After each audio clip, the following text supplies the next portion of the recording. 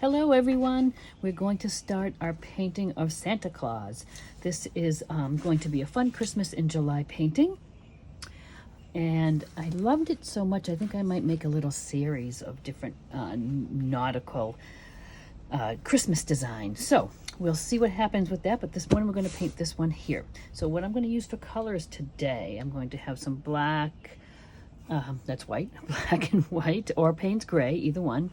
I'm going to start with some Prussian blue for my background.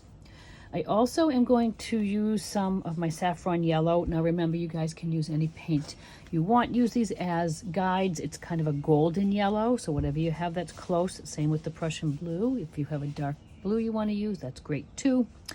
I like this to undercoat the overalls. Then when we put the orange on, it kind of gives them a little brighter pop, and then I used a little bit on top to highlight. So we've got that. I've got some burnt sienna. I've got some Tuscan red, orange. I've got some warm beige for the skin tone, whatever skin tone color, you can mix that up as well. A little pink dragon fruit to do some cheeks and some shading on the face. I've got some phthalo green and phthalo blue. I love the mixture of these for my ocean, but you can use a teal or whatever color you like for your water as well. I think that is the lineup. I'm looking carefully here now a little bit. Yep, I think that is it. Okay, so let's pop in and get started. We're going to start with our background like we usually do. I'm going to do the dark sky background first. Then we can kind of come forward and just base in a lot of things, and then we'll add our shading and highlighting and our little detailing and whatnot. Okay, so let's move this aside. I'm going to paint today on a 9x12 gallery wrapped canvas. Like I said, I really like the way that this painting came out. So sometimes if I know I want to do something else or sell some of them, I will do them on a bigger canvas than just the pad. And I happen to have this, so we will use the gallery wrapped canvas today. I'm going to use a flat brush. I might take two sizes. This is good for the bigger areas, and then this might get around some of the smaller areas. I may even need something a little smaller to cut into some of those spaces, like between the claw or whatnot. I might get a little round for that. Well, not little, but a round. The sky is pretty dark, but I do take a little white every now and then, and just to get some highlights, just to make more of a natural looking sky. When you look at the sky, it's not all just solid dark. It's got some light areas. I'm not getting too light on this one because I kind of like that dark sky. That's why I put my lighthouse in a pretty dark shade. And I think I might have washed a dark shade over it. I'm just going to straighten out my little lighthouse here. So there we are.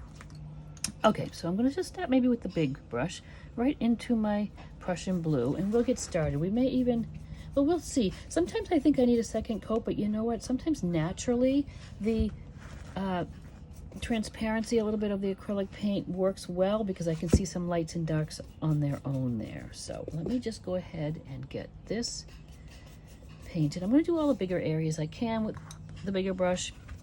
You might be more comfortable painting around your edges first. It's all just your personal preference.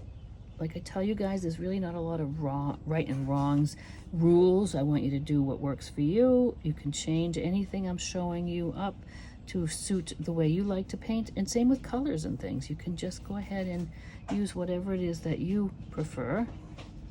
I'll just leave a little spot there for that little pom-pom. And again, I'm always turning the paint here and there, painting upside down, whatever helps me get my little lines and strokes in. I'm going to skip the edges. I like to paint the edges of my gallery wrap canvas with just a Payne's gray. Dark, it's almost like, a dark blue. Sometimes I would go and paint around the edge, the same as what I'm painting on the the sky around here, and then some of the little ocean edges. Again, personal preference, do whatever you like. Dark color, so you have to really see and kind of get into those little nooks and crannies that you see there. I'm not going to worry about putting any of the light in yet because it is super streaky. I think because I want this so dark, I may go just another coat with this. You can mix a little Payne's gray or black if you want it a little darker as well. I think I did do that on parts of it, so we'll see with the second coat. This is just my first coat. I'm going to just get that down so then I cover up that white canvas and make it easier the second time to get that dark look. I'm just about out of Prussian blue, and I've got to order some. I know it's harder to find now with some of the stores not carrying a lot of the Deco Art paints, which I do love the Deco Art. I use the Liquitex too, which I really like, all the fluid paints. And then my really fine art paintings, I use the golden fluids, which I like because the opacity. They really don't need a lot of coats. It's really a highly pigmented paint. So it's, if you ever want to give them a try, they are really nice to work with. And it's not the tubed, I do have those, but it's the fluids.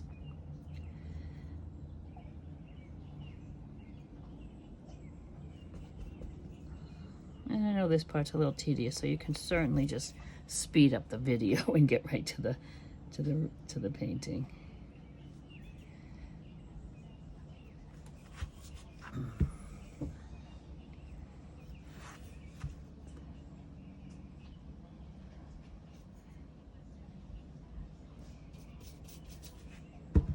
And I did trace those little antennas on. I really didn't need to. Sometimes the little smaller details you really don't need to trace on. I didn't trace the stripes on the shirt because I'm going to paint that whole shirt white to begin with. Then just kind of freehand the stripes on. I did put the eyes on because sometimes right through the flesh tone you're using, you can see the tracing. Sometimes that helps. Sometimes it's just muscle memory too that if you trace it on, you kind of know where it's going to go. You can see with the chisel edge, you can get pretty fine edges with this big brush if you have one that has a nice chisel edge on it.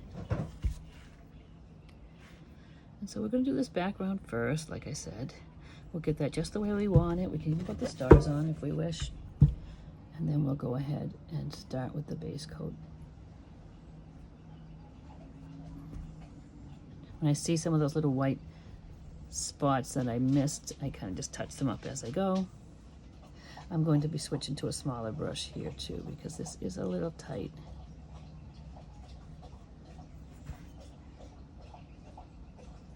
All right, let me put that down. I'm going to go with my little round now. That will help me get into some of those little spots between the little seagull's legs. Let's see, I'm going to rinse that brush off. It seems a little wonky to me. It is. It's got maybe a little dried paint on the tip. And I really love this brush, and it really holds a nice point. So what I'm going to do is I am going to, this is a great tip for you to save any brushes that may have dried paint on them or if you forgot to wash them.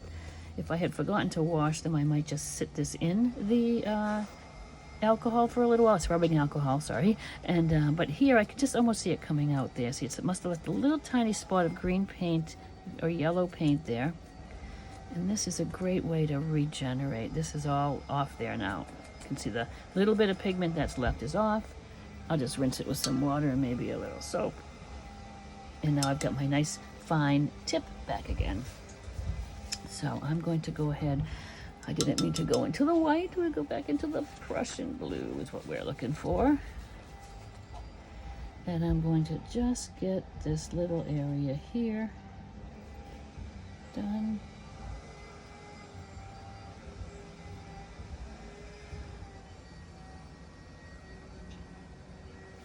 And I refer over to my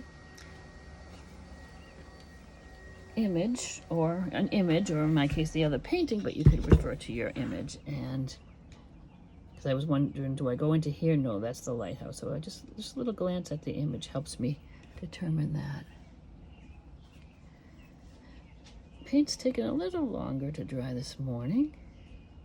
That's okay. We'll let this dry thoroughly before we go ahead and try to put that second coat on. If we don't, I know sometimes we're in a rush and we want to get right into it, but you're really just going to take off the wet paint that's there. So really have patience, or use a hairdryer or a heat gun and get the first coat dry, because there's always something else we can work on in the meantime.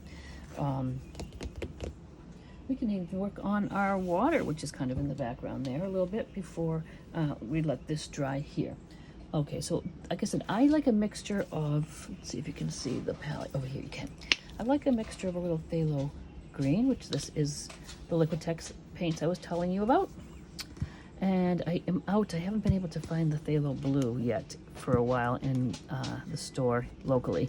So I'm just going to grab a little of my phthalo blue from the Golden. These are the Goldens. They were 4 ounce. They also come in the 2 ounce. They're pricey, I know, but I would start with the 2 ounce. They go a long way if you want to just get a few colors and try them. The white I don't particularly find a difference in. I actually just really prefer my Deco Art white. But when the Deco Art and the craft paints, I cannot find the true pigments like we find with these 2 colors especially.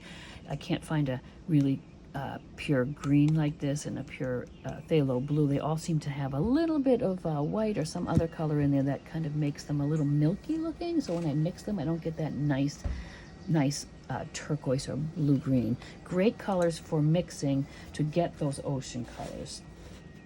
You can see here on the ocean, this is the blue-green I'm going to mix up. And then I will probably go with a little lighter shade here, and then just with the corner of my brush loaded, I'm going to get that little light. So for now, I'm going to just get into these areas. When that's dry, I shade that under the wave and then do the tops. But let's work on that while we wait for this all to dry. So I'm just going to mix with my brush. I'm just going to mix a little of those 2 together. And you don't really see what it looks like till you add a tiny bit of white there. You see it just lightens up a little bit. You can add a little yellow there to get more of a nice brighter green tone. But I've just kind of mixed equal portions of that. And that's where I'm getting that beautiful color. See, you can see the color more too when you go right to the canvas because you've got that white underneath. So you don't need to actually add the white. But I just wanted to show you how you could see what the color looks like a little bit. So I'm just going to add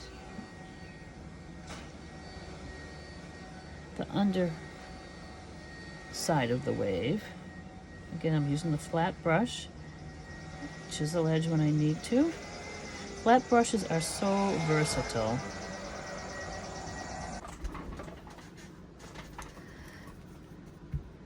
And I'm just going to remix this as I go along.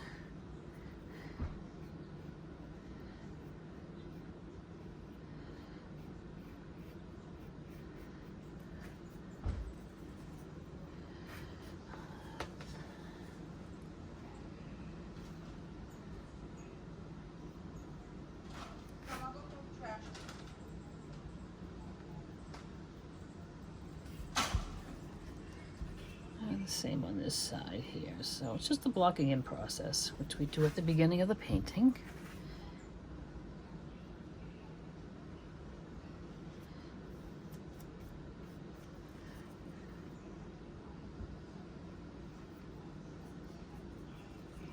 I mix a lot of times, most times on the go as I'm painting, instead of mixing up a big pile of the color. If you were doing a particular background or something large and needed multiple coats and it had to be the exact same shade, I would not. But most of the time I'd rather have it a little more natural looking, and by mixing it like this, it comes out a little different each time, which is kind of nice. More natural looking, I believe.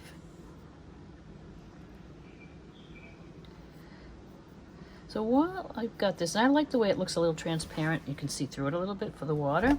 I'm going to just keep the brush with that color really on it.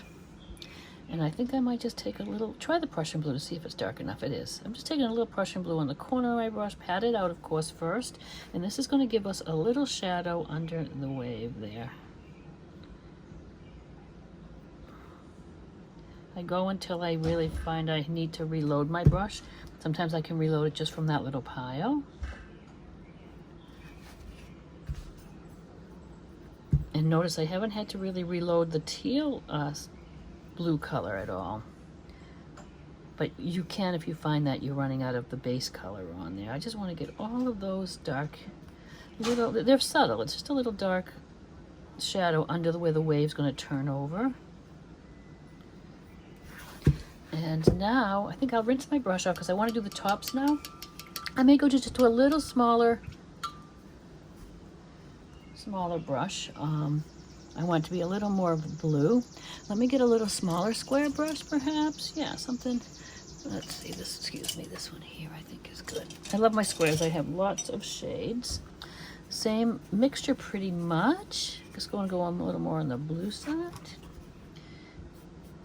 And you know what I'm going to do? Let's wait. Let's do the background, because here I want to get my lights on my edges, and I'm going to run into that Prussian blue, not really dry. So I'm going to skip back up to the top since I have the brush here wet with my Prussian blue. I will need a little more if I could squeeze some out of my bottle. I think I'm going to have to order some of that today. I just, like I said, haven't been able to find it in the stores locally too much, and I certainly can mix it. I can take my Payne's, my phthalo blue and mix it with some phthalo and a little Payne's gray. But you can see now when we do this second coat, I don't have to do carefully like I did to start. I could kind of just get in the middles, because I want to take, and I don't mind if some of that lighter area shows through, but I want to be able to do a little white in there before this dries, but just a little. So I might take just a tiny touch on the corner of my brush and kind of just brush it in here and there. It kind of almost mimics the look that we had with the transparent background, but you can see it has a little nicer, more natural look this way than the streakiness up here. So fill in, you know, what you can. It doesn't have to be edge to edge. Get a little patch. I wouldn't do the whole thing because your paint might dry in the meantime. I'm going to try to stretch my Prussian blue.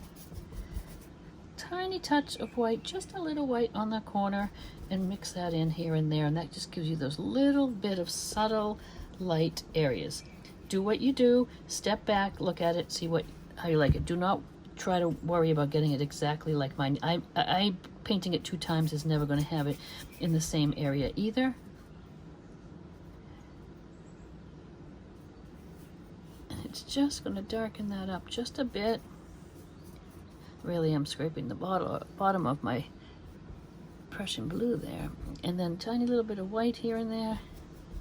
Again, this you can always make a little brighter. It's better to start on the darker side with the tiniest touch of white, then take a look. And I think this is fine. I'm standing up now so I can get a little further away from it.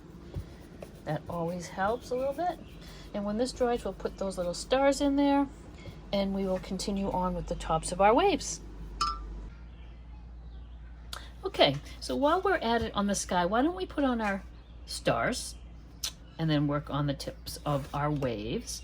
So now the stars, the sky, you can do many different ways, and we've painted them different ways over the years. You could, at this point now, take your toothbrush and spatter on stars, and they just kind of spatter it around, which is fun. Usually do it at the beginning of the painting, so when we paint the rest of Santa, it doesn't look like snow, although it's Christmas in July, we could have snow. So you can actually spatter them. I chose to paint little, very rough little, lightly painted stars, a few dots in between, and then I did the big Star of Bethlehem just because it was a Christmas themed painting. So I'm going to do that on this one, but again, you have choices. You could do any sort of sky you like. I'm going to get my maybe a little fine liner to do those with. I'm going to wet my brush, take a little of the white paint. The little ones that look like stars are pretty simple. It's kind of I just do like a little line, a little cross, and then so it's just that little star look. And I'm going to just put a few of those here and there. I don't want them to be too bright, so I do add a little water to my paint, but of course you might want them bright. There's no right or wrong. I just do them so that they're a little faded into the background, and I just scatter them here and there. Paint them a little rough. They don't have to be perfect.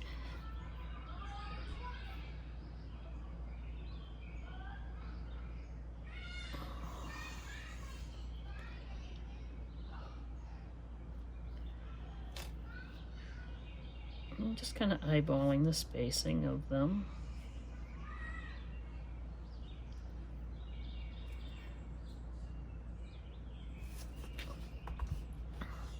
You can vary the sizes too. Some could be a little smaller.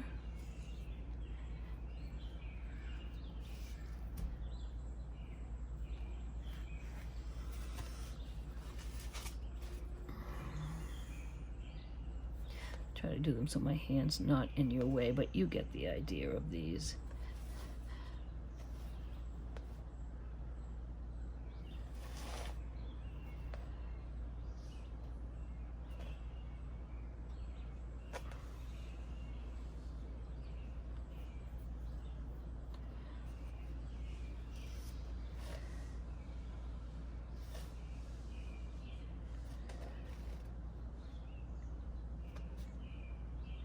The bigger star, I just maybe place that right up here. It's going to start, I'm going to try to tip so that you can see kind of what I'm doing. Let's see. So I'm going to just start with a long line. And this particular star kind of has a little cross. I try to go up a little bit on that. So maybe across there. So that's basically it. I want it to taper off a little, and when I started to pull it down, it's a little blunt there, so I could go and make it just a little bit bigger and just taper that a bit. I can do that on all of the... So I'm giving a little pressure to the brush to start, and then I lift it up and pull it off and get a little bit of a point.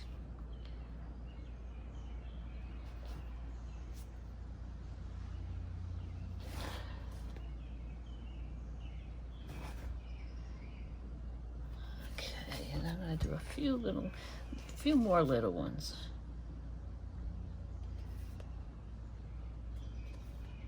And then it's the dots. And I just thought it would be a fun mix. You can use a toothpick, a stylus, a brush, whatever you'd like. I'm just going to get some little, I kind of did that one and then moved my brush. So I'm going to just paint that one over.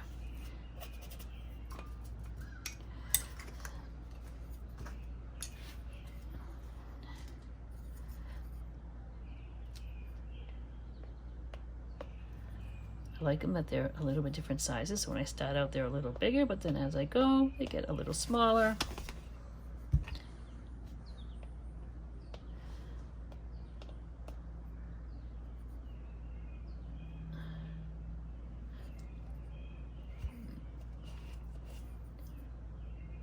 There we are. You can do as few or as many as you'd like. So there, our sky is done now. The tops of these little waves we could tackle next because it's going to dry, and then we can work on the rest since I got the colors out for that. And let me find a flat brush that I like. Okay, so I'm going to remix up. My paint dried from painting these bits of the water, so I'm going to get a little more of my phthalo green, a little bit phthalo blue there. Might make it just a tad lighter.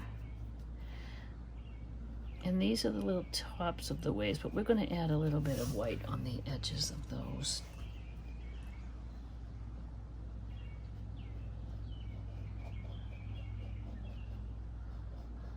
I'm going to do this one and see if it's light enough. So I'm going to paint them in. Paint's a little wet still. I'm using the same brush, has the dirty brush, has the color on. I'm just wiping off the extra. Actually, you know what? No, I'll leave a little bit on there just to help blend. So I'm going to take my white on my flat brush on the edge. I'm going to pat it off like we do a little bit just to soften it. I want it light across, a little lighter across the top. And then I think I'm going to add a little more white because I want the bottom where the wave turns over to be a little bit brighter. Let me move some of these paints out of the way. All right. And so this is where we can just go and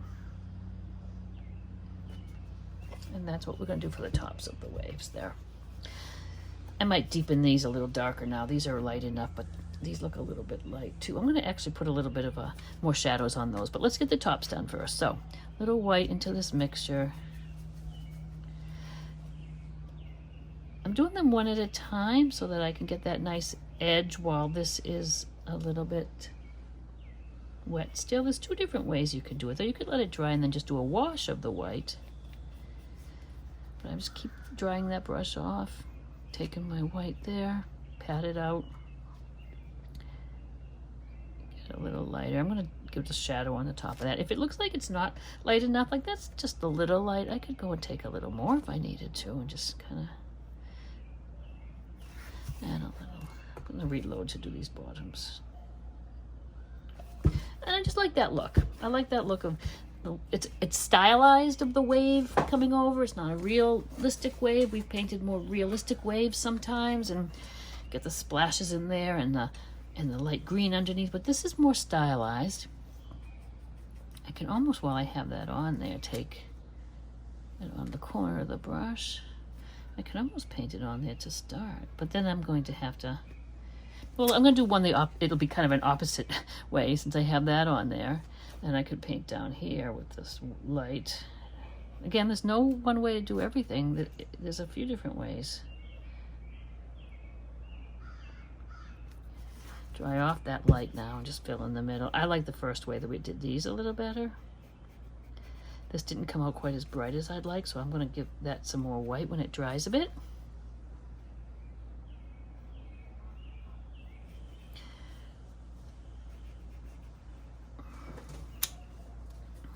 Might be able to even do 2 of these at a time, the paint, depending on how quickly the paint's drying on you. This one is a little thin one. It somehow came out a little thinner this time than my original, the tracing. I don't know why, it's just a little bit different. Closer to the bottom, I guess. I maybe didn't bring Santa up as high as I originally did.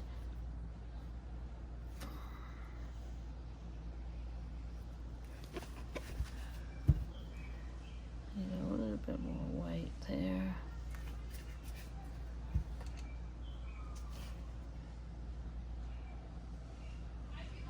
I'm going to try another way on this side. That way you're going to get an idea of how we did these 3 different ways. So if I just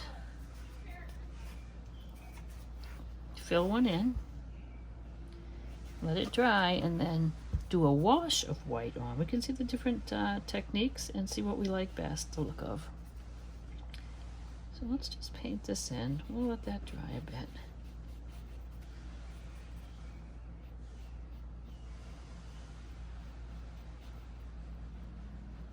In the meantime, while that little bit dries, I am going to go, and you know how we did our shadows this morning, because I actually recorded the beginning this morning. Now I'm back. So anyhow, this morning when I left, I did those shadows underneath with my Prussian blue. I'm taking my flat brush Prussian blue again.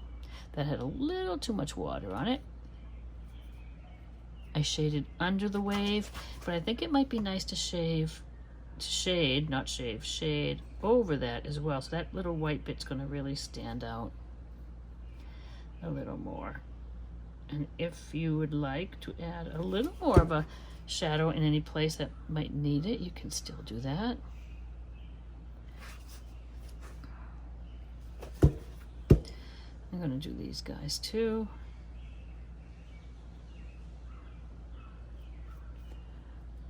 And every now and then I have to reload, but I always pat that brush off a little bit. This is pretty much just a wet brush with a little bit of Prussian on the edge. So it's a little bit of a wash.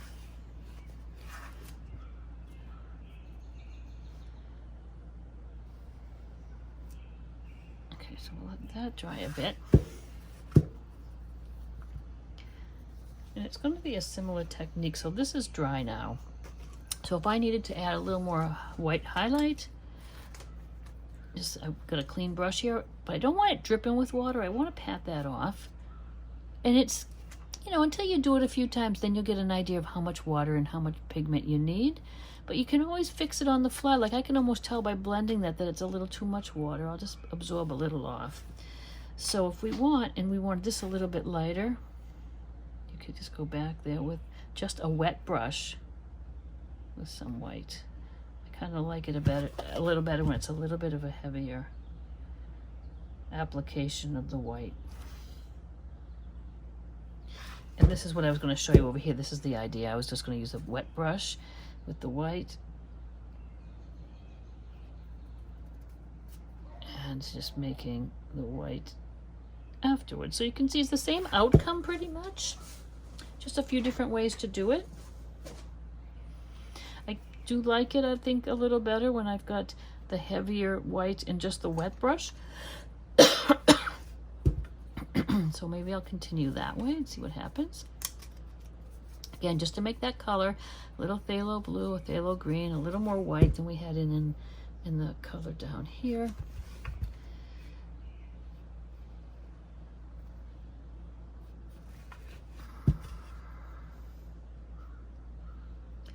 I think I had a little bit rougher edge on some of them too, so they could be a little more wiggly than straight like that. Again, you can make the painting your own, but just changing little touches, or sometimes it comes out different just because your painting style is different. I don't want you to look at it and say, oh, it's different, I better change it or fix it. No, but you don't have to fix it. It's just they don't have to all be the same.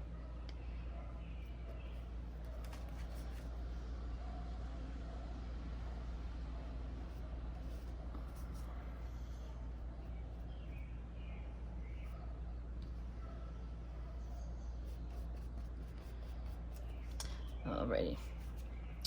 Let that cure a minute. Let's see if I get a little more white, I can replicate that.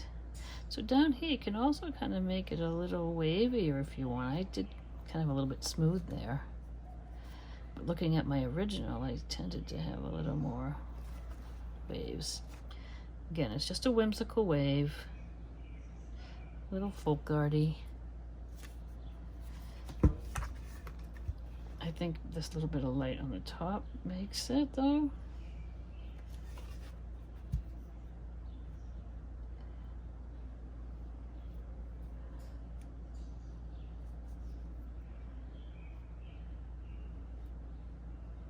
All right, so now I think we ought to go ahead and I'm gonna let that dry, and if I want to deepen up heavier white on the edges, I can come over and do that when that's dry.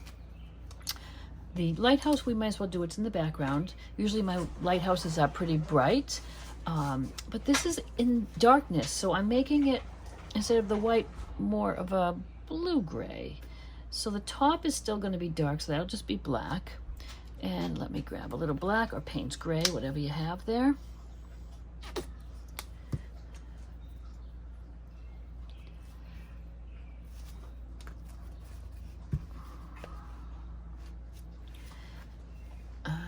So you can see what I'm doing in the video. Yep. So it's just a little black triangle. It blends very close to the background. Don't worry about that. We will put a few little light blue highlights on it later. It's still, we don't want it jumping out at us like, you know, usually we have our light blue sky and this bright white lighthouse, and the black top really stands out.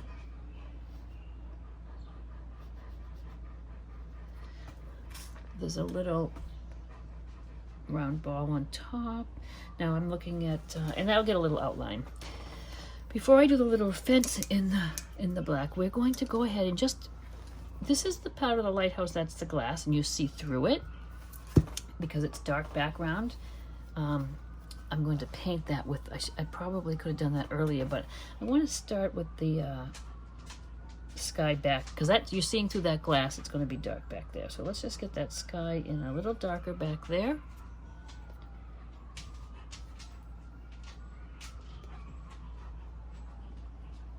And we'll let that dry, but we can base coat our stripes, and the white stripes are going to be, like I said, kind of a blue-gray. So I'm going to just take a little bit of my Prussian blue here and my white. It's lighter on this side of the lighthouse, darker on this side, but still shades of this blue-gray. So this is a white stripe here. So let's just paint that in. It's just the Prussian blue and a little white, or whatever you're using for your dark blue with a little light. So all these stripes are going to be the same. We'll just paint red around the seagull.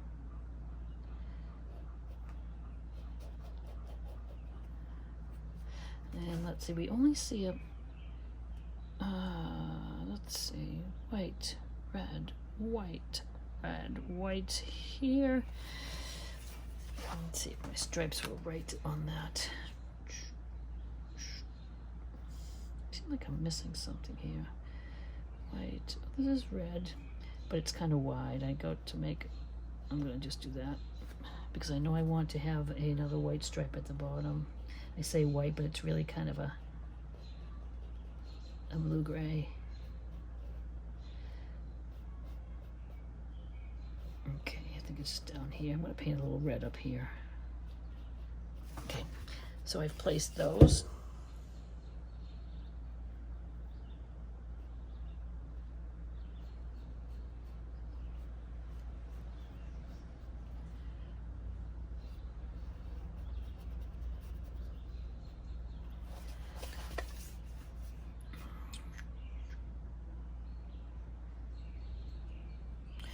Darker on this left side, so that's why I kind of didn't do that whole one there. I'm going to go in a little more Prussian blue, making it a little darker on that edge.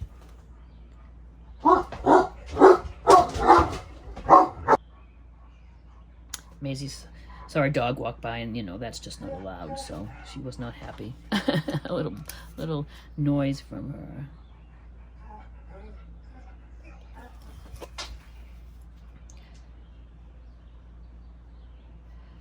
So I'm just sort of softening this. This paint is still a little damp, so it allows me to soften that a little bit on that side.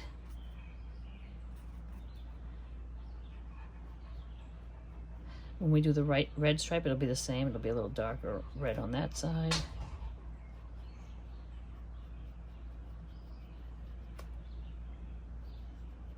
And I'm going to look at the contrast now, and is that enough? I could always go a little lighter here if I thought I needed it, if it doesn't look like it's got the light on that edge.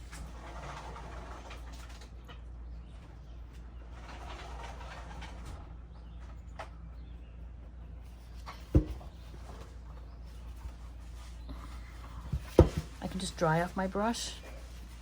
With this dry brush, I could soften that blend if I needed to. And again, getting a little bit away from that helps. I don't want it to look like it's got a line down the middle there, so I'm really going to just soften that a bit more.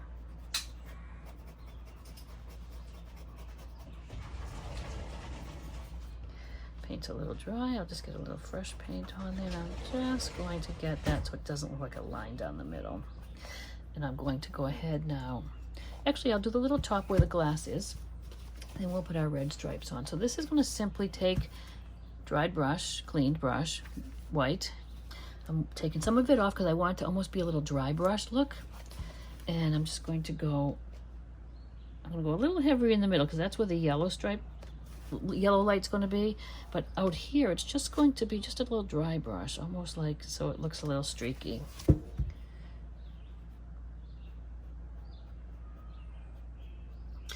A little bit of the light shining out here. You could do it with the chisel edge of your brush. Just a little bit of a faint light coming out.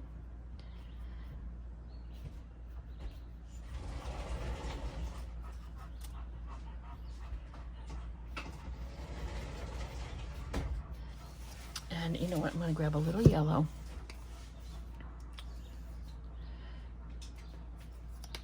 And I'm going to just use the same brush. It's a dirty brush, it just had white on it though. Take a little of that yellow.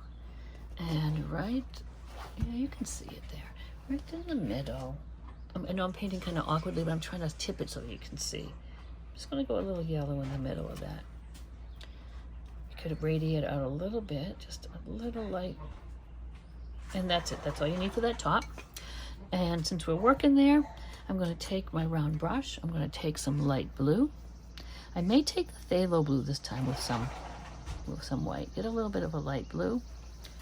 And I want to make it so you can see that there's a little cap on there, but I don't want to really make it too bright. So this little round bit, you can kind of outline that. And if it's too heavy, I just do wipe off my brush a little bit. Get a little bit of an outline, just a little faint outline of that cap. And then I sort of dried that brush off and just kind of scooched on. So a little bit of that, just so it shows up, but it's faint. Back to my little liner. We've got the black paint here. We'll thin that a little bit. And it's just a little bit like of a railing across. So I really just kind of went across like that. Across like that. We don't have to bring it out over the edge like we would do if we had a light blue sky, because you're not going to really see it. And then we're just going to make some little railings there. In the red, we'll get out our Tuscan red. And we're just going to lay those stripes in. And when we may need 2 coats. And then we are going to, oh, what am I doing? I'm somehow, oh, I put the painting in the paint here, and now I'm just kind of moving it around. Let's do this. Let's just lay this over there so we don't make a mess. And let's clean off the back with these blobs of paint. Painting in kind of a small area here so I can get the filming done. But there we are. Okay, so the stripes, Tuscan red, square brush again.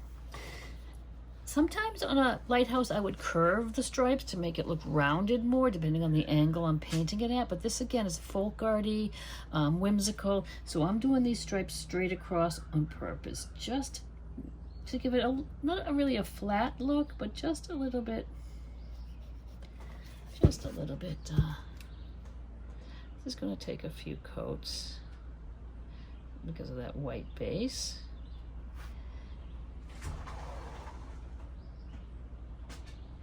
But we'll start it with 1 coat and then we'll do what we need to.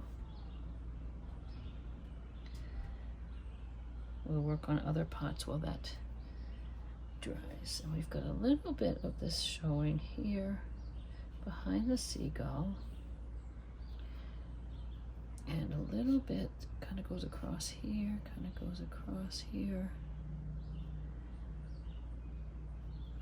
And you know what, it did go underneath the, actually this comes out a little more, so I had a little bit under there. And let me put a little bit of the white part behind that little bird's leg. Actually, if you didn't do that, it wouldn't really even matter. Now it's going to kind of paint over that leg a little bit. Okay. Ooh, I want to get rid of that paper towel that has all of the paint on it.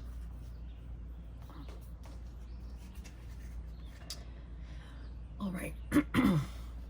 I keep looking at it, and if I think I need just a little bit lighter on this edge, I just have a dry brush with a little bit of white. I can make it a little lighter if it feels like it needs it. But let's let that go now. We're going to also do our cat while we have the red there. Kind of wondering, I think I might have used a different red on that. I think I might have used my golden red because it is a little bit more intense and covers a little better. It's a little bit more of that orangey red color. So let me switch over and see. Yeah, you can see the difference. We could do multiple coats of this and let it dry. But here's the difference with the craft paint and a fine art acrylic. Look at the difference you're gonna get there. It's almost covered in 1 coat. So even though it's pricier, you're not using as much. So it might be good to show you the difference, but that is a little more pinky tone because you've got the white of the canvas showing through. This is very opaque here.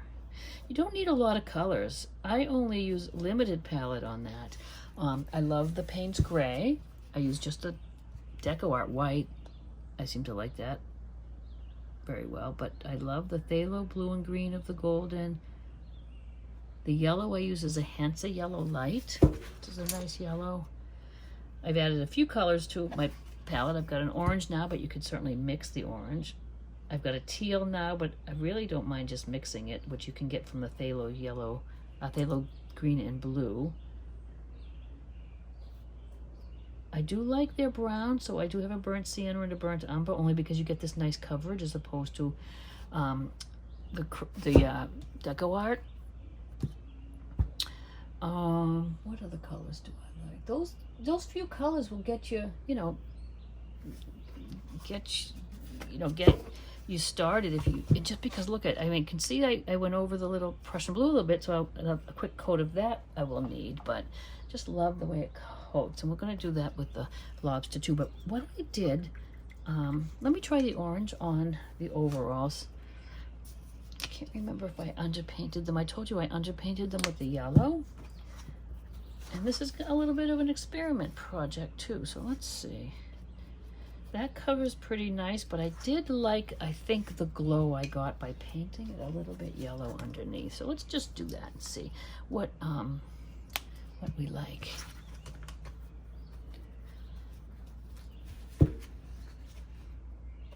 I like that under the orange. It gave it a cool glow. These fishermen overalls are a bright orange, and I really wanted to exaggerate that. So let's underpaint. And again, you can see this is white underneath, but it's not so bad with the yellow paint. You see it when it goes over the blue, it doesn't cover it all. You would need multiple coats. But as an underpainting, I do like that saffron deco art color quite a bit.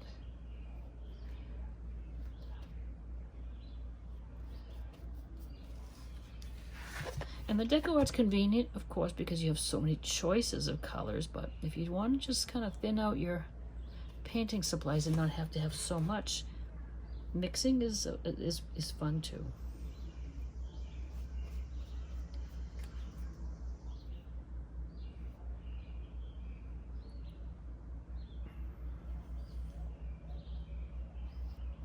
So we'll let that dry, and then when it's dry, we will go over it with the orange.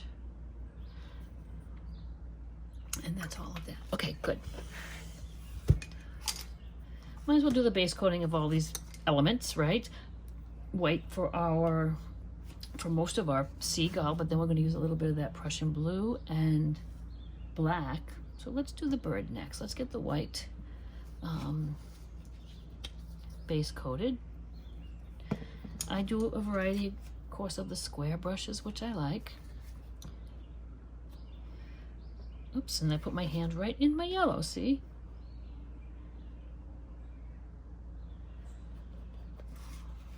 Oh, and now I'm tracking it around. Okay, let me clean this little mess up I made here with my wrist.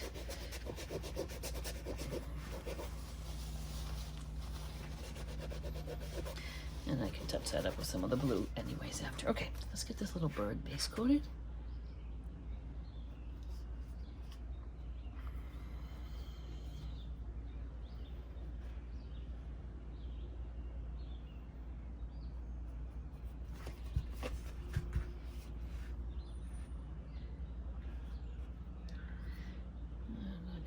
Front is very white, so I'll make sure that's white. His legs are going to be yellow, and we know how transparent that is, so while I have white, I might as well just paint that little leg white so that when we go to do the yellow, it's easier to cover.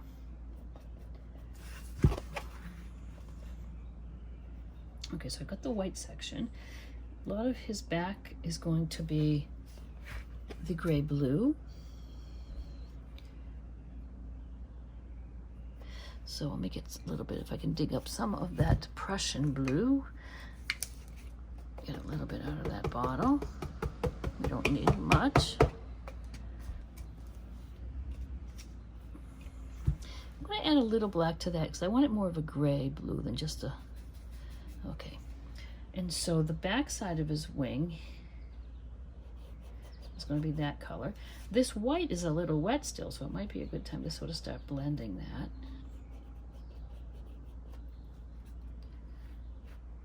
There's a little bit of black on the edge. There's a little line there. If you traced it on, you kind of have an idea where that is. And down here, if I just use the dry brush with that color on it, I can maybe go right into that wet paint and see how it lightens for me.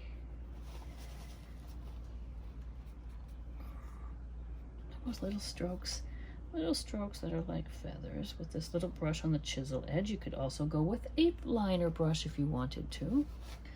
And make it a little bit bluer on the edge of the wing there. Again, back and forth with these strokes to make it look a little bit like feathers. I'm going to dry that off again because I want to really soften this into the wet paint.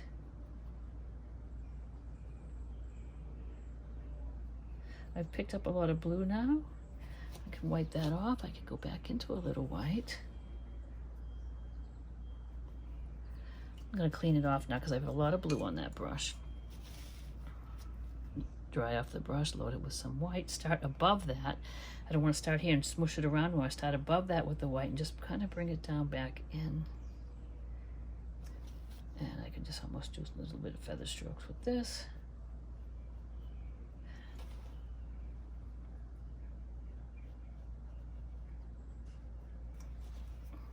And I want to keep his face a little clear.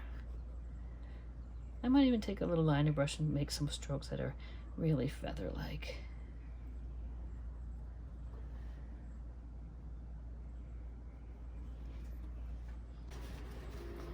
Right under the wing, it's a little bit more black, so I'm going to go with the straight black. Not too much. I'm taking some off that brush, and it's just a little shadow under the wing. And then a little black tail there.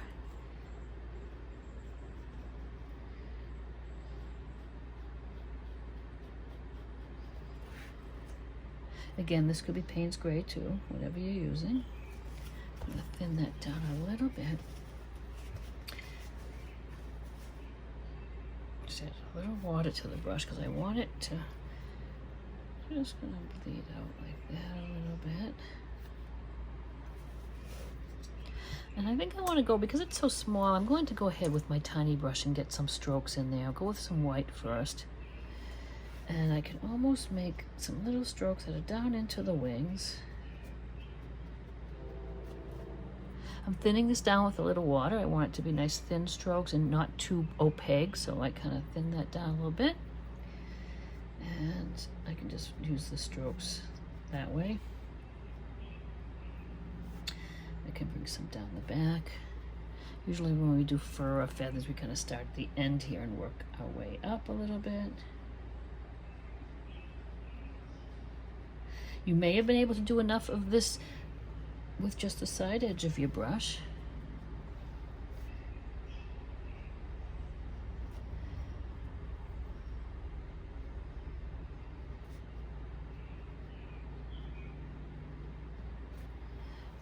I want to get down here to this blue-gray we've used. I'm going to bring some of that up into the black there.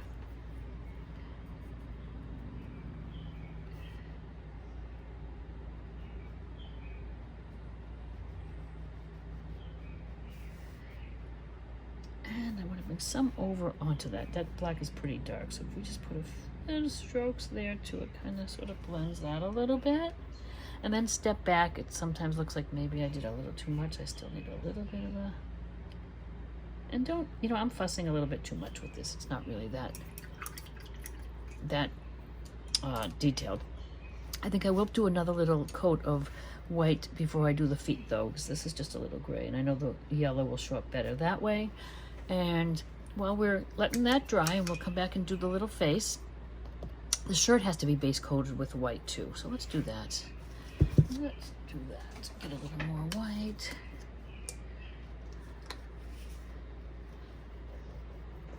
And we'll worry about the stripes afterwards. Actually, we can do the little hat band too while we're painting things white.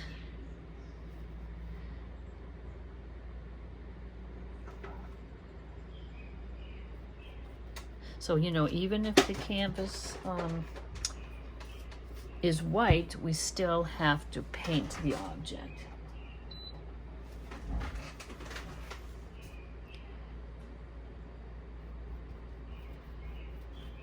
Something in the paint there. Okay.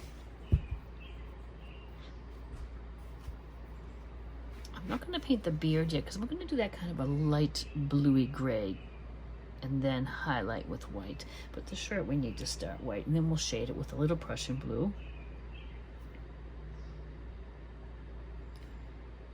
You can always straighten out any lines that got a little wonky over here now.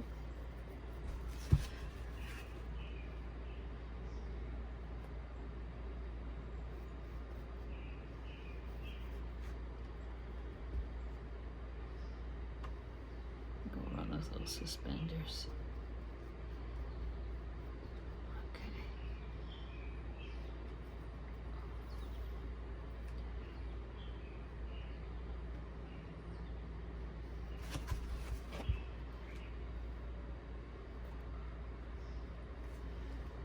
And we've got this sleeve over here.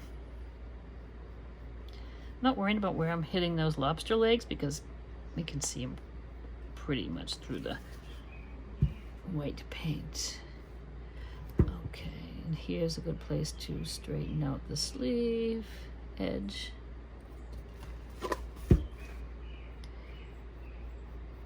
And if you see a little blue through there, then we'll touch that up after with that color.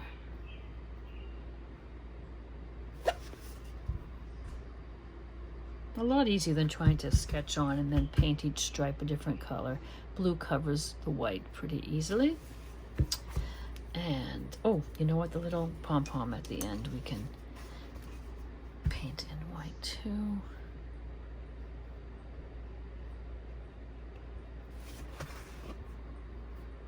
We'll shade that afterwards.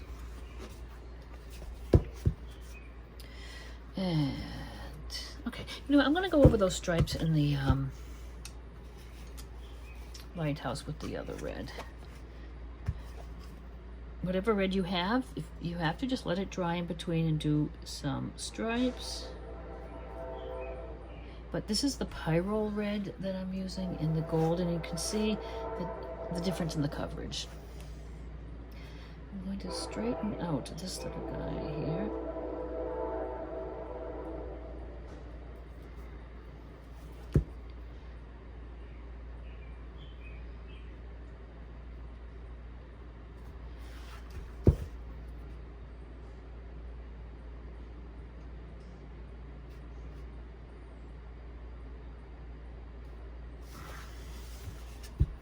I could use a tiny brush and get in there, but instead I'm just going to try to do it with the big one.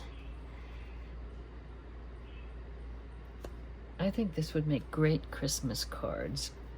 And so, like I said, I want to kind of do a series. I don't know when I'll get to that, but I thought we have a great buoy Christmas tree that stays up all year long here. And in another town they have one that's all lobster traps. That would be a good one. And one of the boats with the wreath on it. Just some nautical themes. Make a set of cards, maybe a set of Christmas cards out of them. Let me know if you like this nautical theme, and I'll keep you posted on that.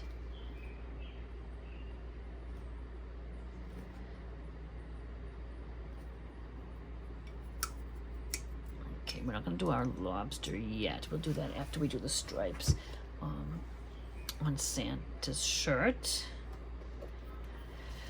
And let me see about fixing the shape of your head, Mr. Seagull.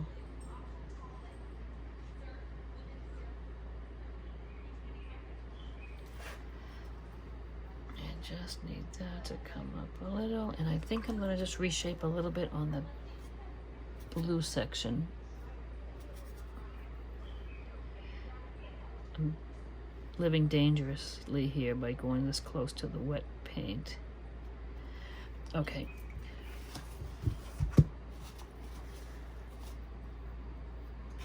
I'll wait on his face so when we do the legs, and I kind of want to get the stripes done on the shirt first. So let's go up here, and this is enough on here. We might need another coat on that hat. We need to do the face with the flesh tone. I might throw that in right here. Now we could do different areas, so because it's just the base coating. So it's kind of what I think about is like, okay, if I do that, and I won't put my hand in it when I'm doing something else. I'm kind of working top down a little bit. I do want to get up here and shade and highlight. We could do that shading and highlighting when we do the stripes, the hat, and the lobster. Why do it piecemeal? So let's just cover this little section that was a little bit darker. The rest looks good. I'm going to base coat the face and the beard, and then we'll do our orange here, do our suspended stripes, and we'll do that little lobster afterwards. So flesh tone, and you can mix this up to be any shade you like. He's got let's see, his little ears sticking out here. Again, I can see the features through there. I might need a couple coats because I want my eye line got a little wonky there.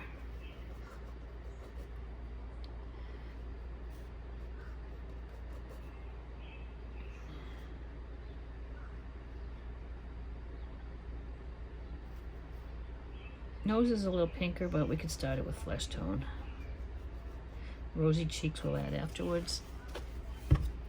We might as well do we'll do his hand now, even though it's on top of the lobster, but we can at least get it started. We won't have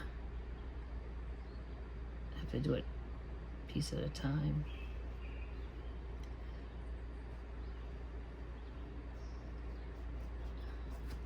And the paint's drying pretty quick, so we can do our multiple coats without a problem. Let's let that dry. You know that if we try to do the second coat, we'll just pull off the first. We'll let that dry a bit.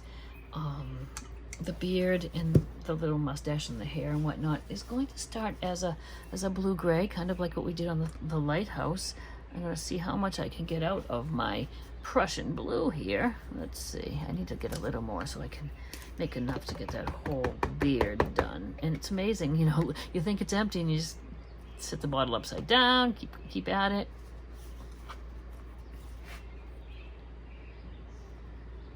I don't want it too dark, just like a mid-tone.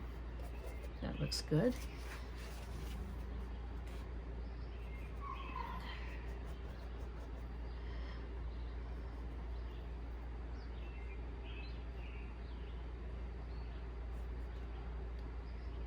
You can see some of the colors, like in the craft paint, really cover well. This blue mixed with the white, great coverage. If you were going to switch over to some of the goldens, I would just maybe do a few of the colors, like I said, the phthalos. But the phthalos in the Liquitex I love. I think red and the red is nice in the golden, though. The pyrrole red. The orange is nice and covers well.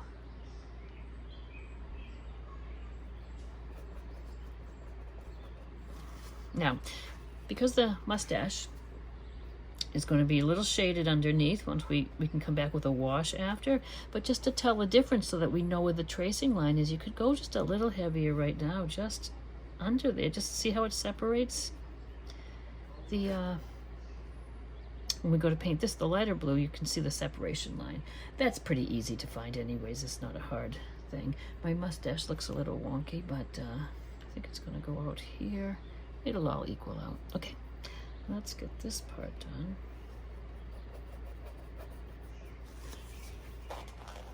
Grabbing some white when I go in here and try to get it back to the same color. The edges are going to be kind of a little frayed with the hair lines over the shirt, so we don't have to worry about that quite yet. Got a little bit under here that you can see through the legs of the lobster.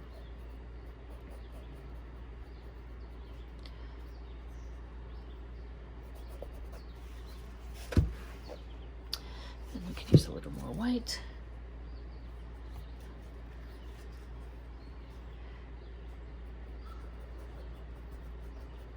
And it's going to be like hair looking, so we don't even have to blend it that well.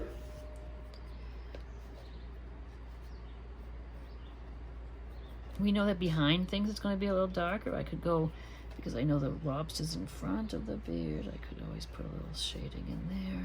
Again, it's not going to be really seen that much when we do the little strokes of hair.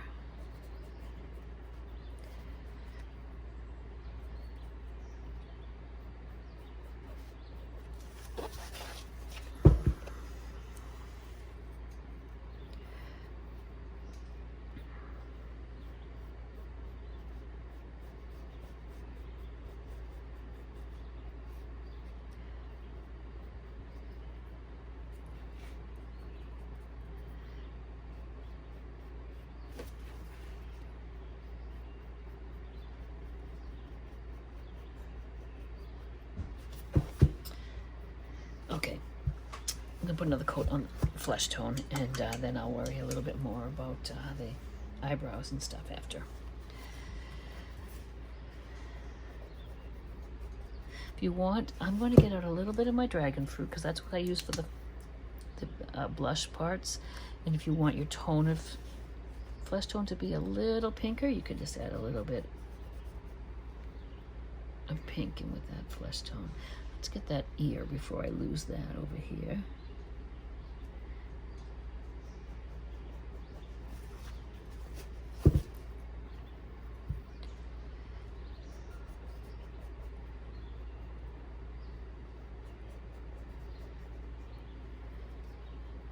Ears are always a little bit redder.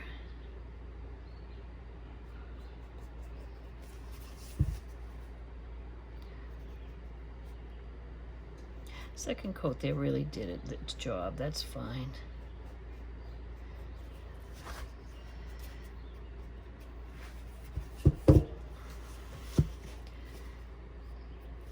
Even try. I'm going to get the tiny. We have burnt sienna for this painting. You hardly need it, but just a little bit to shade the inside of the ear and the shadow. But I'm going to even go for a smaller flat brush. I'm going to load it with the flesh color. But if I take a little bit of burnt sienna, and I just want to make, and actually it could be a little bit of the pink too. I might make a little bit of both of those. So the inside of the ear, I'm just gonna get a little darker. It's just kind of, I've side loaded it, but I'm just kind of stroking that in so the inside of the ear is a little bit darker. And we can come back after and make it a little darker even. And I know we can still see a little bit of the blue sky back there. If you trace better than me, you wouldn't have to do this, but I could always go in and just little second coat there. That's even a little lighter, so if I take a little bit of white with this flesh mix and just make the outside of the ears a little lighter.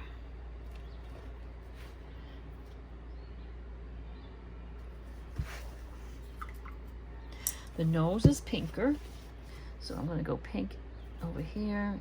Might need a little flesh color in with that though, so I don't want it to be bright pink. The nose is just a long shape like this. It's blending in with the wet paint, which I like, and we will deepen that up and we'll give some little cheeks to, again, it's subtle right now, we'll darken it up a little bit. I think my skin tone's a little lighter too.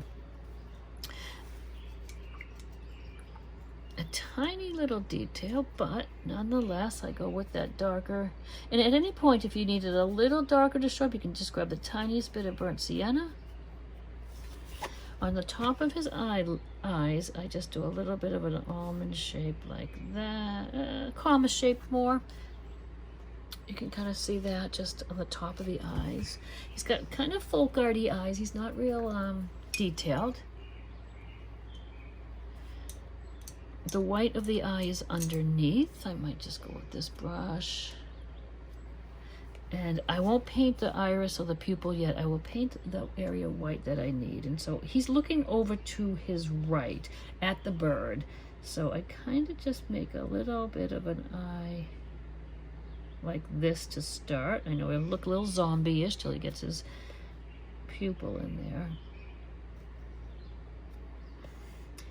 And same here, he's kind of just looking over that direction.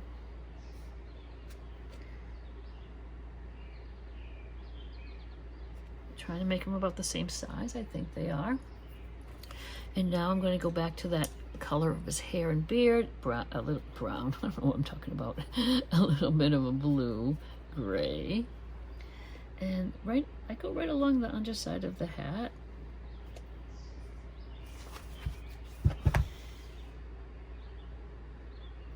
A little something hanging off of my brush there.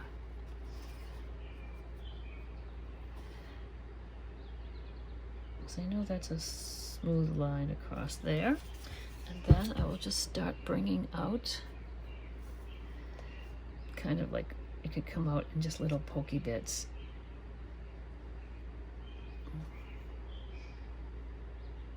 Kind of come out to little points if I can. I just like the way that looks.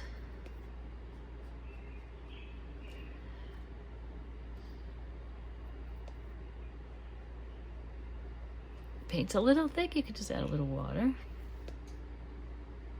It's a little more translucent, but at least goes in the little points I want, and I can always put a second coat. Eyebrows. Okay, I've brought his hair down pretty low this time, so I'm just going to give a little eyebrow there. This one's kind of underneath. We have some little wisps coming out down here. I'll just go kind of straight along the edge of his face, and then bring these little wisps out.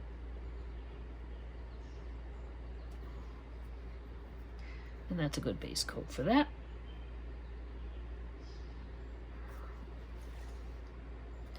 Let's let that dry. Let's go ahead and do our stripes on our shirt. I might just sketch them all with a pencil, just to get an idea where they're gonna go. They don't have to be perfect anyway. I made mine weirdly. Oh, you know what? We have a little ocean under between here. So hang on, we've got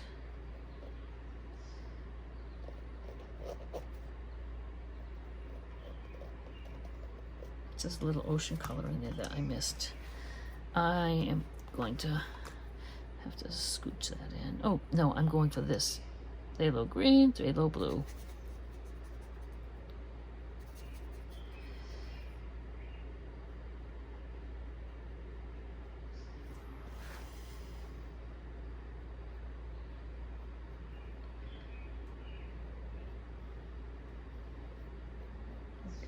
Coat of it, let it dry. I'll give it a little bit of that Prussian blue shading and make it look like part of that wave is there. We're safe over here.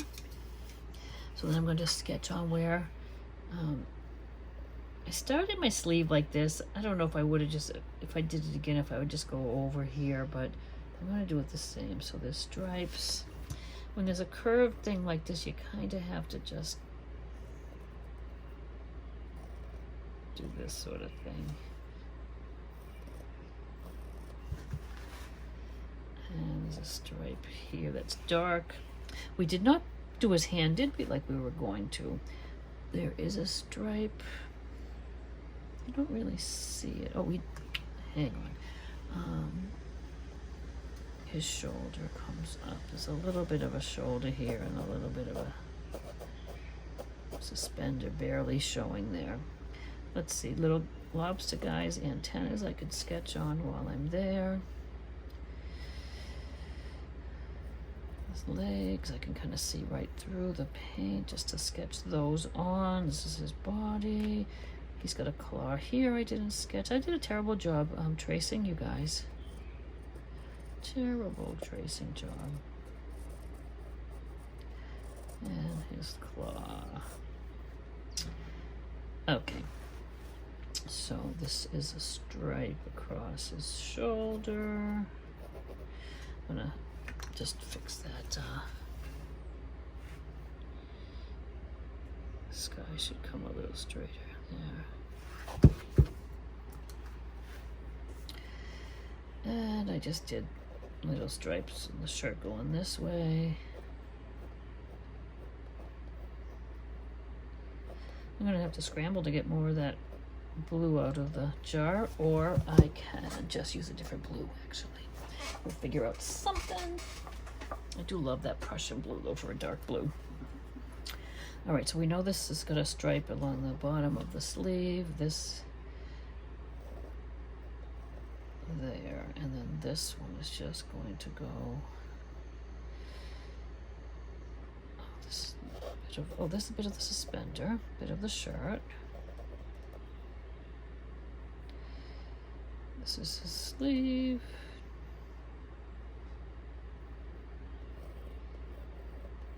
Stripe there. Stripe there. This one's just kind of behind the lobster claw. Okay, stripes. Let's put those in. And I'm going to see what I can really squeeze out of it. You don't really need a lot. It's kind of forcing me to not put too much and waste it like I do a lot of times. A lot of times I'll put too much paint out. This is pretty dark. Do I want a little black? Let's try it with just the Prussian. If it's not dark enough, you can just add a little black or Payne's gray to that. So I've got a stripe here. I know I'll need a second coat. It's kind of streaky.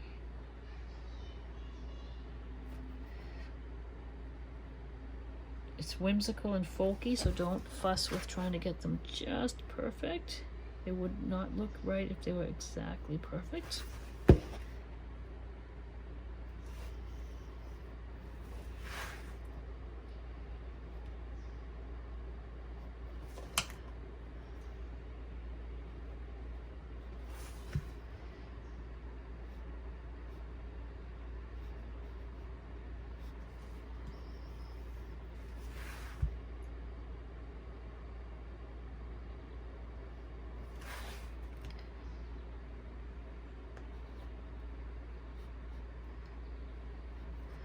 And then we had a little stripe at the cuff there.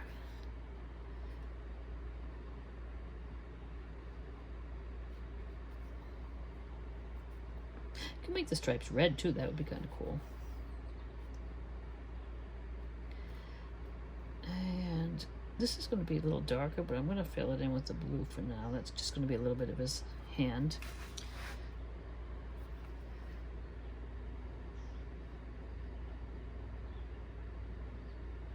I'm going to highlight that with white so it separates it from the background. I can go right through the suspender because that's going to be black.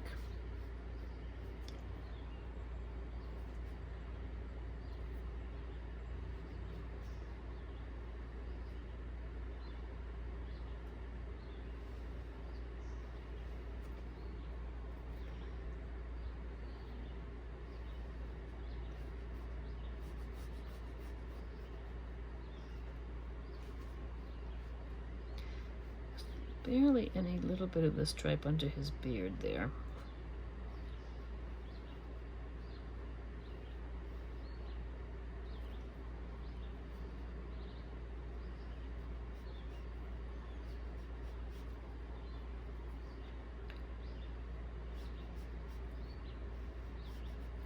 Okay, now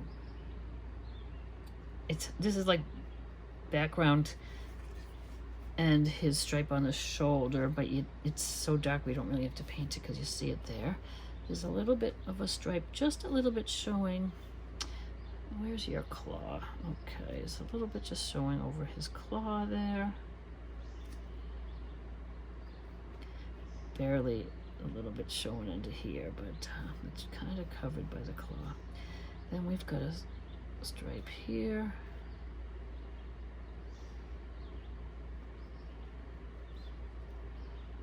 Stripe there.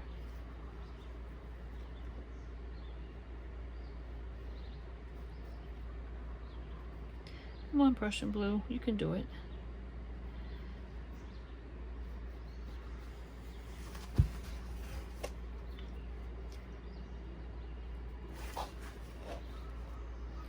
It's gonna be dark back here, but I've got it dark on my brush, so I'm just gonna put it in there. I'm gonna make it a little darker with some black afterwards. Paint is kind of getting sticky on me, so I'll just water it down a little bit.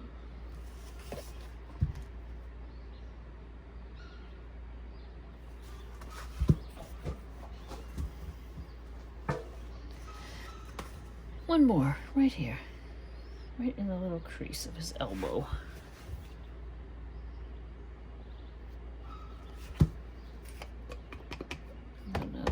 Actually, I'll do this and then leave it upside down and you can get a little more out of it.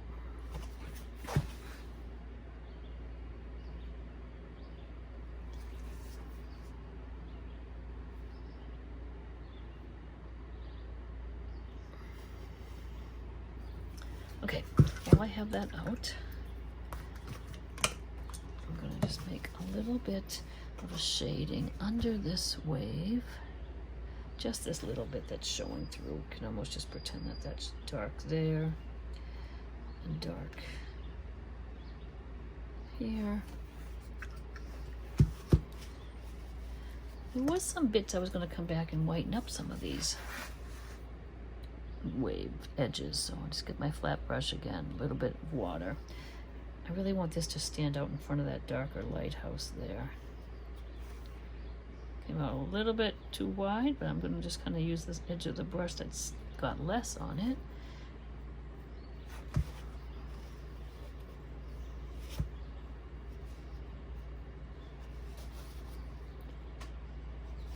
I'm gonna get darker on some of those shadows there.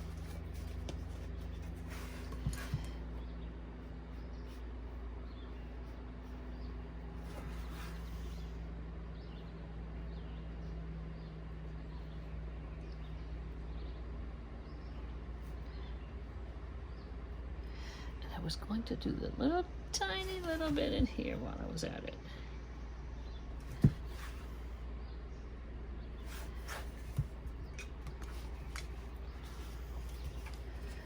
I need a little more of that bluey color.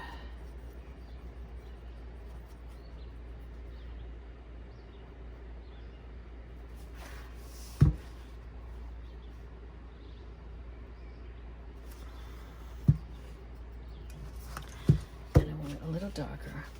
That's nice and dark on that side.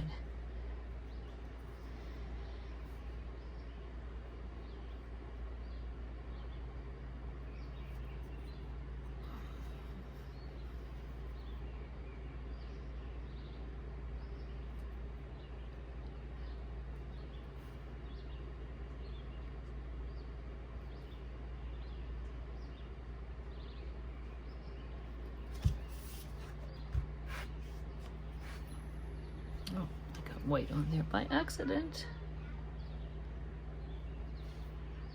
I'll darken that up a little.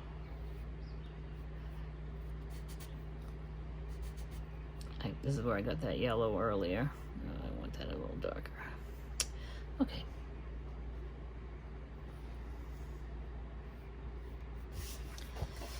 Okay, I like that better. Perfect. Let's just do a quick second coat. Those stripes dried pretty quick. I don't want to, I'm gonna highlight some white on the tops after, but I need them a little darker. Yeah, just a little darker with that second coat.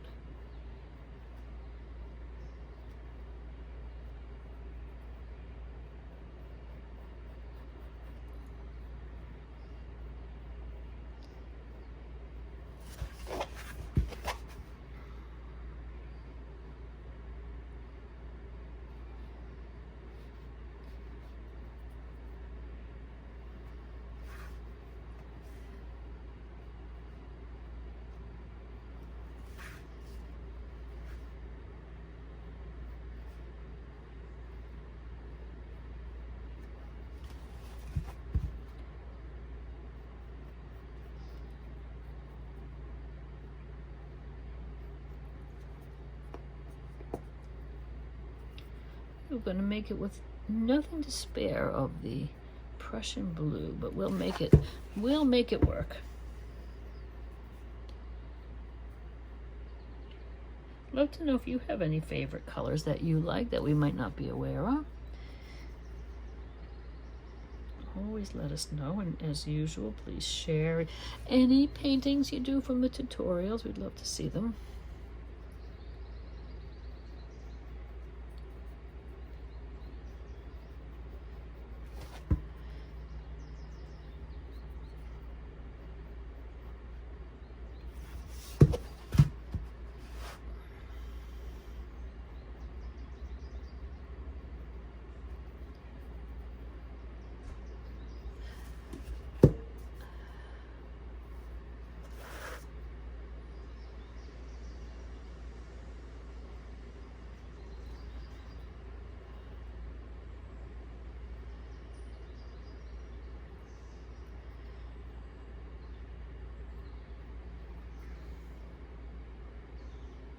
My shading on the stripes is going to be on the edges and the light is in the middle. So I don't really need to worry about getting the middles any darker, but if I want to get just the edges, if they're a little faint, that's where I want the shadow. Okay, excellent.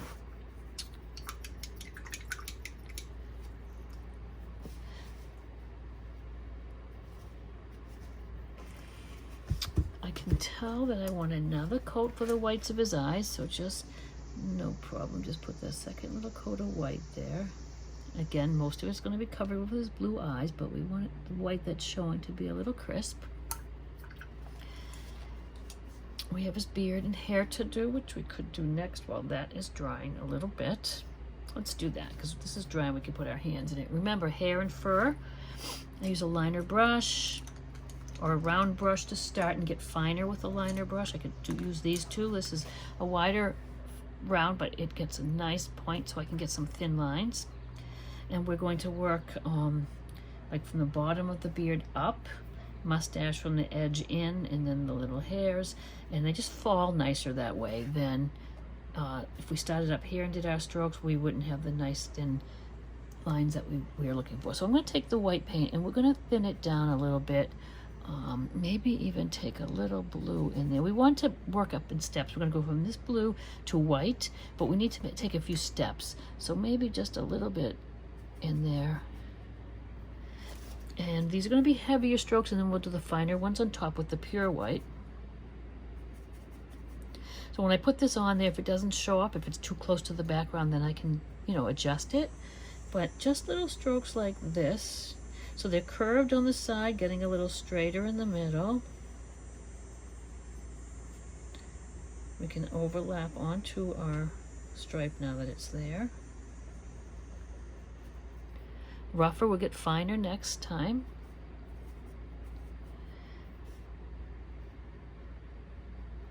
I might get a little darker for a minute just to get a little, some strokes there. We still have to do the suspender, but, and you can see that's drying almost to be the same color. So that means I need to have a little more white in there, but still gives a texture, a nice texture. So straighter in the middle, curve to the edge, and work our way up.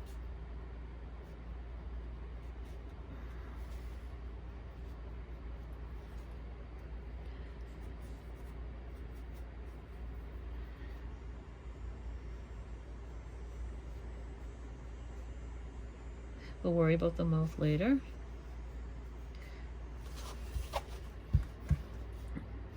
Bottom of the mustache.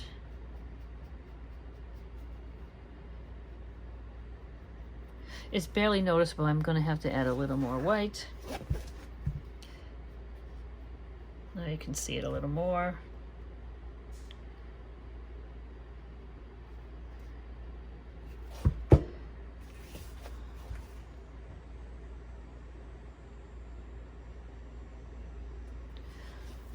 Same here, we're just going to have some little wisps coming out. A little bit of the eyebrow, I could just put a little bit of light on there. And this is coming out from under the hat.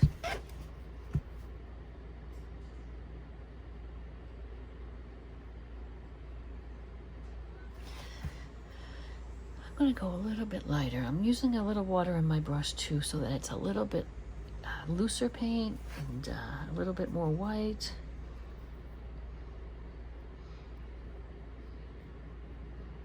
Doesn't have to be time consuming. It'll be a little bit more consuming when we get the liner brush with the real white, you know, the solid white. This is just a few layers, just getting that texture in.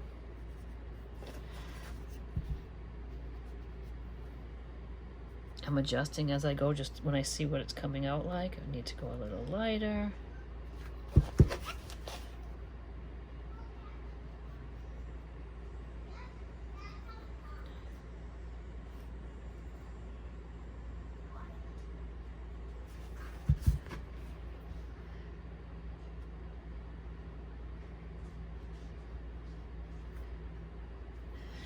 Now, we want to shade before we go ahead with the really white strokes. I may use a longer, I'm going to go for a longer liner brush for the other strokes, but that, I'm going to give it a minute to dry. I'm going to give it a dark shade and then the light on top. While we're waiting, we could give us little eyeballs in there. It's going to be a brighter blue, so I'm going to use the phthalo blue. A little white in there still. Just get a light blue that's nice for Santa's blue eyes. Again, he's looking to his right, so leave a little edge of white, but make the pupil more over to the edge. So now he's just got two little blue eyes there to start.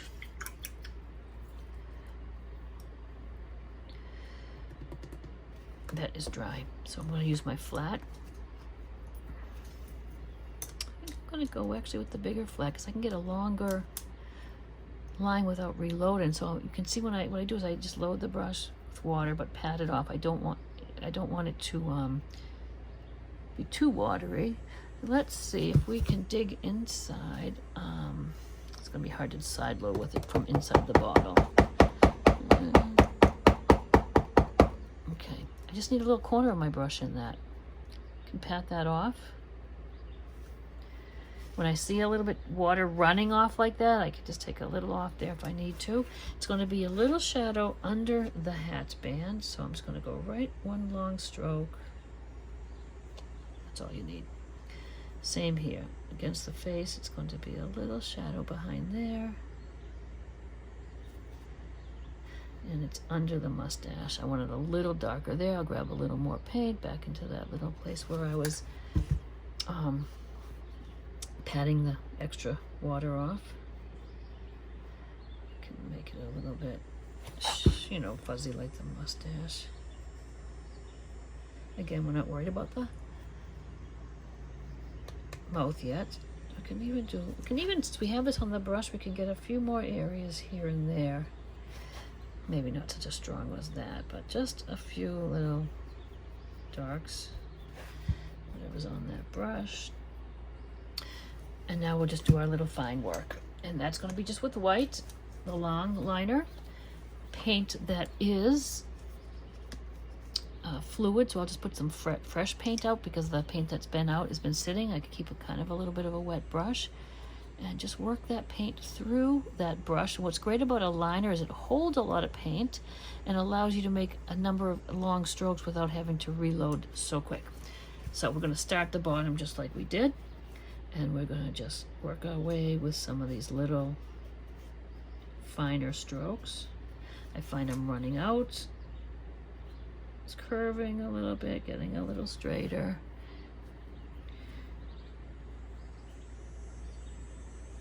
Try to get a little longer stroke. I know it's very watery, but it's still what I'm looking for, and I can go back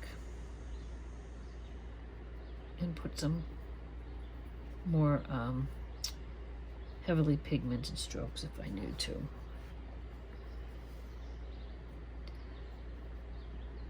If it looks a little thin, sometimes it's just a little too thin for me. Let me go to this brush for a minute.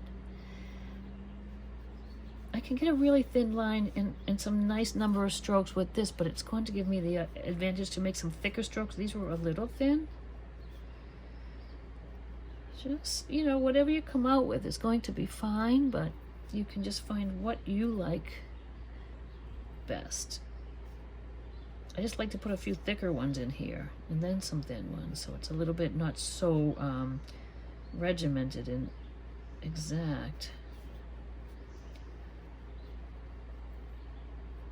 When you see me kind of hopping around here, I'm trying to blend them in instead of get away from the look of little rows, which is what we're doing. We are doing little rows. Same on the mustache, but we're just going to follow that shape. You can make it as raggedy edged as you like.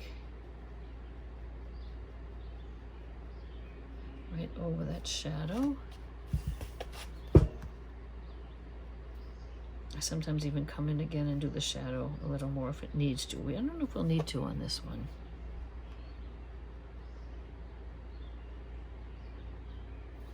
Same on the little bit of hair.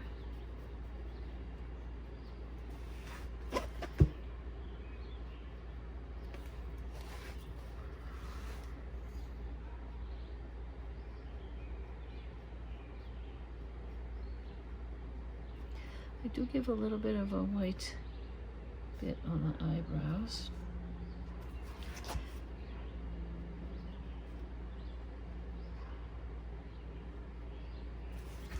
Okay, it looks pretty cute already.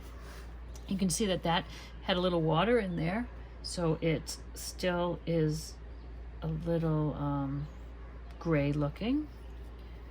I can go with, let's try this brush to start, and I may go with the thinner one here and there, so I have a variety of those strokes. Because I look at it now and it's like, okay, it's not Santa's big white beard. I like the stroke work, but we gotta get it, I just kind of get it as white as I can without losing the shadows in this color. I want it to look more white than blue-gray. But it's just a matter of building up. I'm using heavier pigment now. I'm not using water in my brush so much.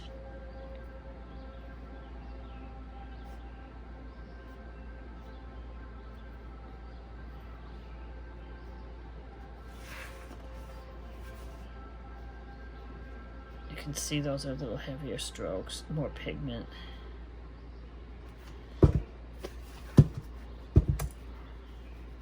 This is the same technique I do for lots of my Santas. Sometimes Santa I paint little pieces of driftwood as Santas. You might have seen those. Same technique for the beards and the face, really.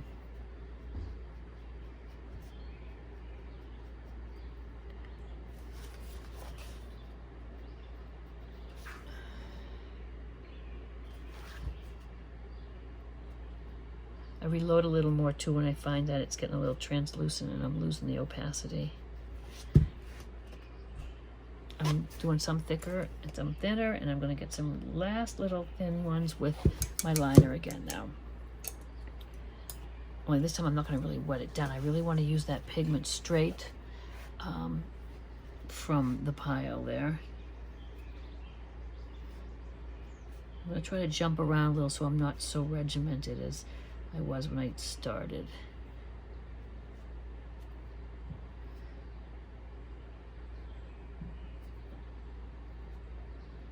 It's looking more like a white Santa beard to me now.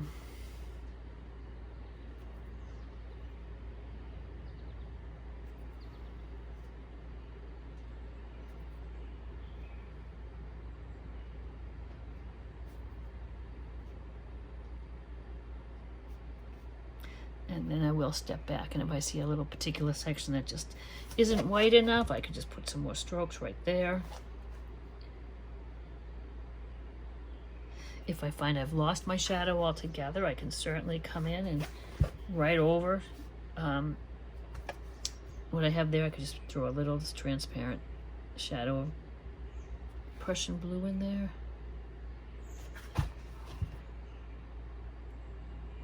You can see the difference, how you've got that nice opaque white strokes.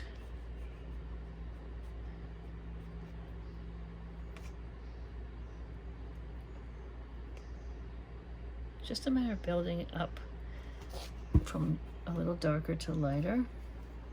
You can do some cute little strokes wherever you like. Okay, let me hold that away from you there. Yeah, I like the look of that. Let's finish his eyes so finish his face so he has like a little face. The middle of his eyes are just little pupils, so they're just little black dots. If you get a little bit of black paint, that's very thick, but I'm going to just add some water so I can almost just make a little circle of black paint on my brush. You could certainly go in with your stylus too. I don't really want to put my whole hand in the orange, but I did. Okay. Actually, the stylus is a good idea, but now I'm determined just to do it because I have the brush here. Just in the center, you're just going to make black pupil.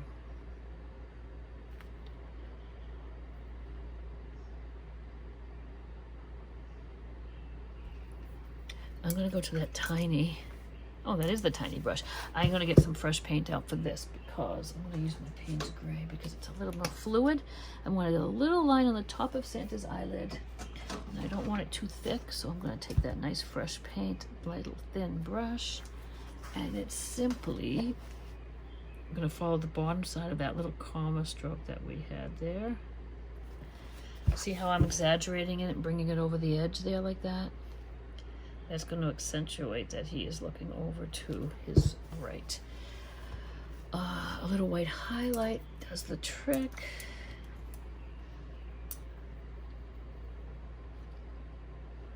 Just a little white dot kind of up in the right hand side there. So there's Santa's simple little eyes. I did a little highlight of white down the side of his nose. It was a little redder on my original. I don't know if I really love that, but let me see. Let me see. I'll get a little bit pinker on the left side, maybe. I don't want it too dark. Thin it down so it can go on kind of like a wash. Yeah, that's good.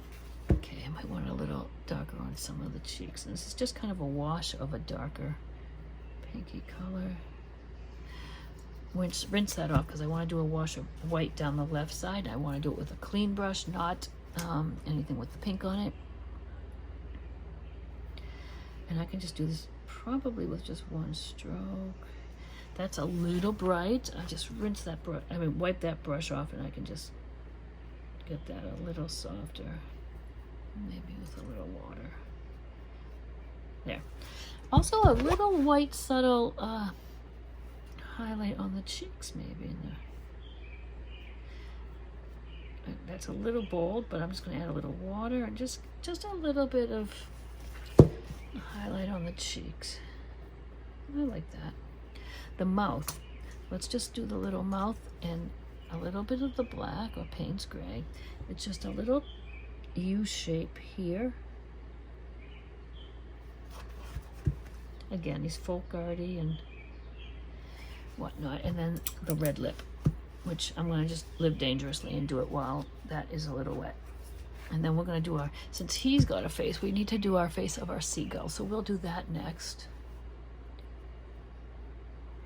And it's just, I mean, you don't want to make him look like he's got lipstick on, but it's just a little U shape. There, just like that. And little beak on and legs. So let's just get into a little bit of that saffron yellow again. And there's a funny little something on my edge of my brush. Little hair there, that's okay. All right, so the little beak is really just pick a place in the middle of his face and make a little shape like that, and then down to a point, so it's almost a diamond shape of sorts. So it's just a little beak. I think I need to make it a little bigger. Let's see. His eyes are just two little black dots. You can make him with the stylus, even on the back end of a brush. Where's my stylus go? Just two little dots. I should have dipped it twice because I could tell that it's just a little bit smaller on this one. Okay. They get a little white dot too for a highlight, but that we have to let that dry as well as the shading and the highlighting on the little beak. Let's do the legs in the feet. Again, we'll shade it afterwards. Let's just get the base coat in there.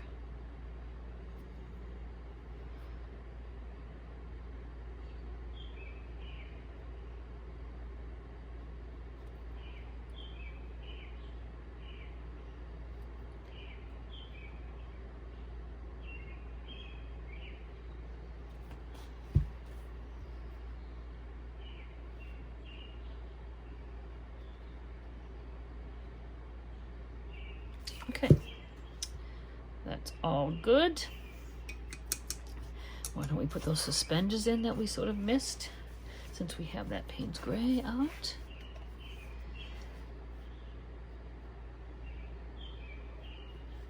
And to make it blend into the beard, we can just use the chisel edge and just make it like that. And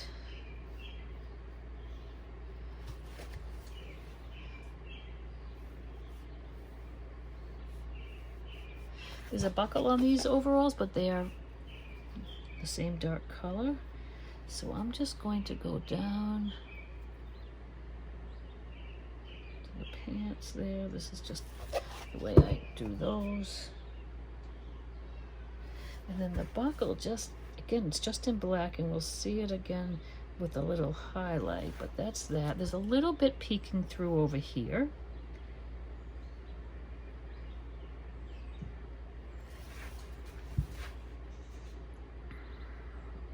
it's behind the lobster's legs, so barely see it.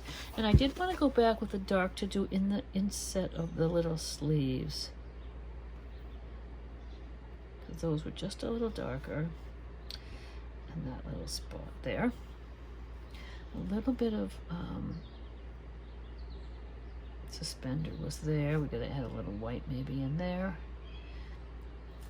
We can fix that afterwards, but you know what, his neck's gone way up too high. His little shoulders is down here, so we don't need to do that quite so high. I may, oh, no, because this is a bit of the, this is the stripe and then the shoulder, so we'll deal with that, that's fine. Why don't we get the, no, I'm gonna do the hands last because we're gonna do the lobster next. Okay, we got shading on the beak and the legs, we'll let that dry.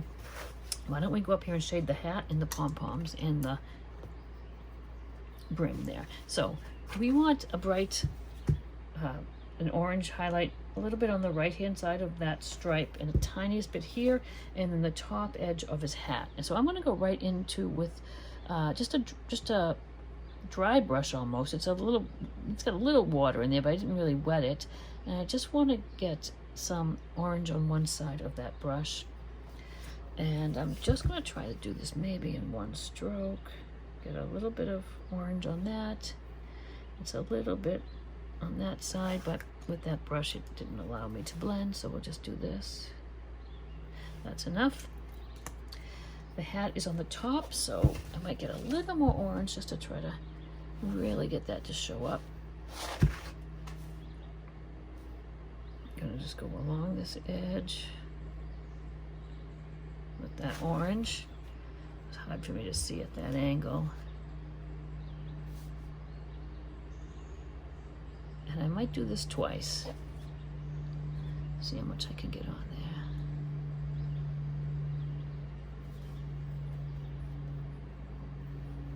I'm gonna make it a little thicker, I mean a little wider here even.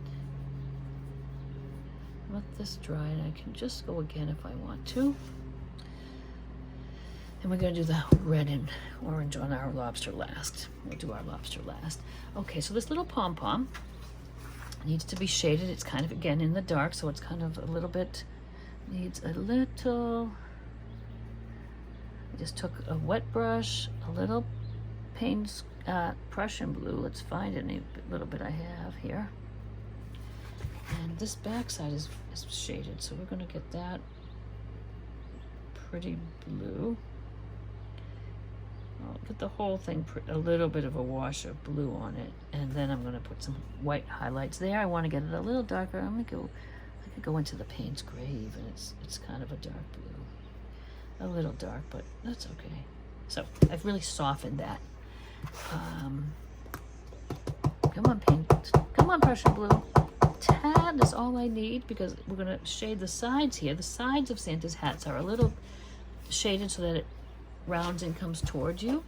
So I'm going to do just a wet brush, whatever little Prussian blue I can find, kind of brush it off a little bit so it's sort of spread out for me, and I'm going to go right up this side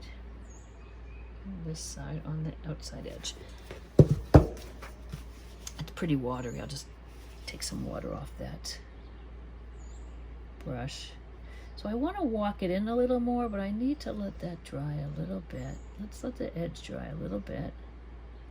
Then I can walk it in. Let me just get a little wider, just a little wider stroke here. Okay, let's just let that dry for now. I am not happy with my little guy over here's shape of his head because it's a little weird and wonky, so let's just straighten that out.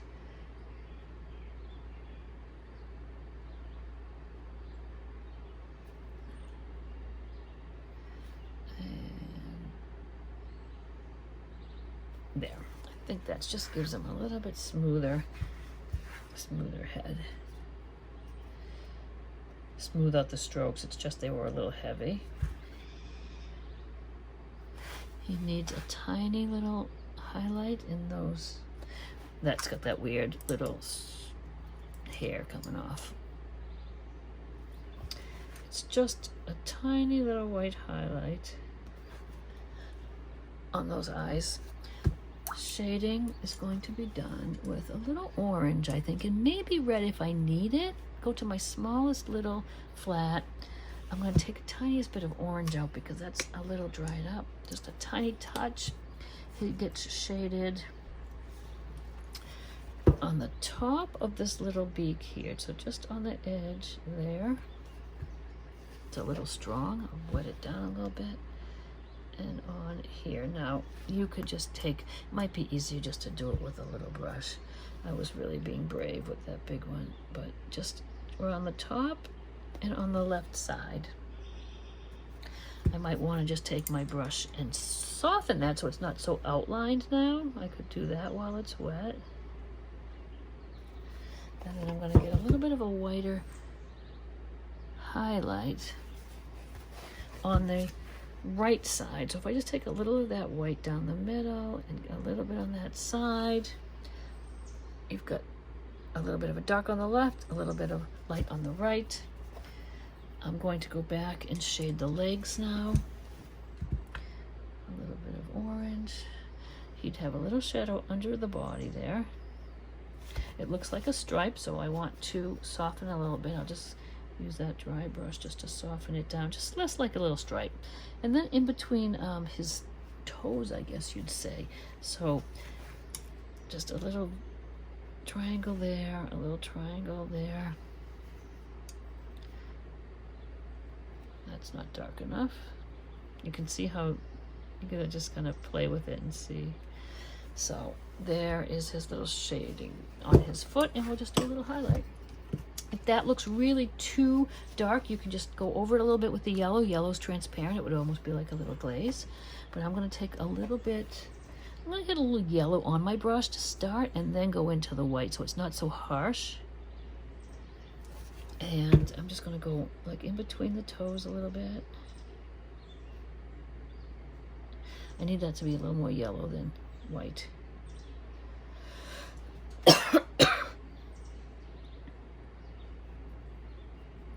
The white just looks a little harsh by itself. But where it doesn't show up, just go more white on that brush. Just kind of going down the front or the middle of the leg. And that is that. If there's any place that needs to be touched up, like I have a tiny bit of Prussian, so if I want to kind of just say the edge of the bird's a little wonky or rough, you could smooth it out with that. Perfect. Now I want to just get, I don't know if I need a whole lot more. Let me just, let me see if I get a little bit of blue on this. I'm just gonna soften that.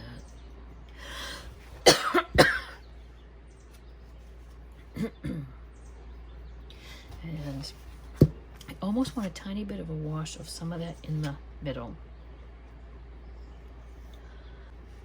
The reason I'm doing that, getting a little bit of a wash over this white, is so that I can put some heavier brush strokes of just white on top. And then that will really show. If I left it too white in the background, the white highlights aren't going to show so much. This is dry here, so I can get my white highlights there. I think I'll go to the little square brush. And I want it heavy on this right side, so I'm going to go ahead and just load that white right on that little brush. And I'm almost going to pat that on, and I don't mind it being a little textured and heavy. I can make that pom-pom kind of a rough shape. And I can just do a little bit of a white there. I think I need a little bit bigger brush. I do love my various flats. So now I'll just go, this is dry now. I want it brightest in the middle, that way it's going to look rounded. So I'm just making some kind of rough little just brush strokes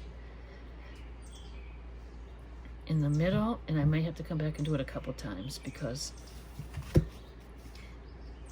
it's just a little transparent. I'm going to go out to the edge a little bit, and we'll go back and do another coat. I think on mine I did a wavier, kind of a little bit of a wavier hat.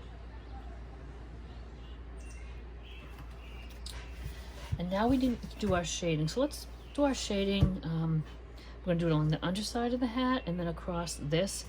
And we want a dark maroon for that. If you have a nice dark maroon, alizarin crimson is great. If not, you just take some of that red with your Payne's gray or black and you get a nice maroon. I find mixing my maroons is nice. I do love the golden. You know, I talked about some of the colors I really like. Alizarin crimson is one too. I can't find a good maroon in any of the craft paints, but that, and I can't find it in the Liquitex, but with that pigment. So I like that. And I'm going to shade a little bit on the back side of my lighthouse. So I'm going to use that flat brush again. I did not wet it this time. And when I'm on a dark color like that, I don't want it to be transparent. I want it, you know, it's not a super dry brush, but I want to be able to spread it out, but I don't want it to be watery. And I'm just going to do the back side, the shadow side, with just a stroke there. Just a stroke. Just a stroke. Underneath the bird could sort of have a shadow if it's kind of little, but if you wanted to make it a little darker there, you could. But I am using such a big brush. I took some of that off there. And the hat, the same thing. So just a nice shadow, and you can do it almost in one stroke. If it's not dark enough, just you can do it again, but let it dry. I think I mixed a little bit of Payne's gray in with mine, so I think I will come and do it again after, but let me just get a little start. So let me just get a little start. So I got a little start of the shadow there, and I'm going to expand it a little more and a little darker once that's dry. Okay, this is all done, right? All done, all done. Let's do his pants, and we'll base coat our lobster. And I did want to remember, go back and maybe do, since I have some fresh orange out, I did want to kind of brighten up the top highlight, especially against that dark. Okay, now we're going to paint the pants orange, and you'll see it's just nice to have that base coat of the yellow under. Even though this orange from Golden is pretty opaque, I still liked it. Especially if you're using the craft paints, you really would like to have that underneath. It just makes this glow a little more, I think. I'm playing dominoes with all my bottles there. So we're just gonna do a quick coat there. We have to still highlight our stripes and paint our hands in, but we'll do the hands last after the lobster.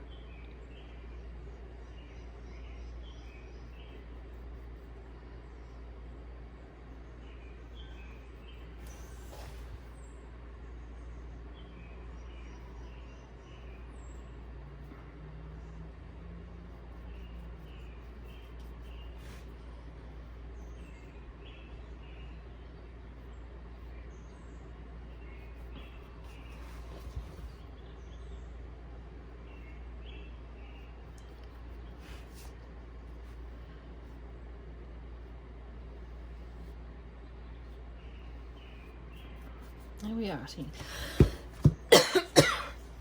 And I will do some little highlighting with the yellow after on top, like kind of dry brushed.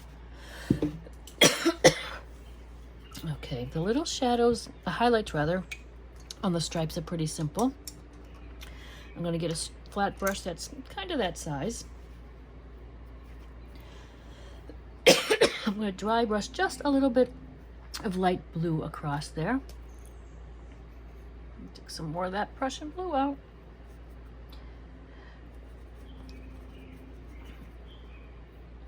And if it needs to be lightened, I can lighten it after, but let me do one stroke and see. So I've taken the brush and dried it off. And I really just want to go in the middle and just kind of do a little highlight like that. Super simple. Might want it a little lighter, but you know what? Let's do it with this. And I can go over it with a little bit lighter if I need to.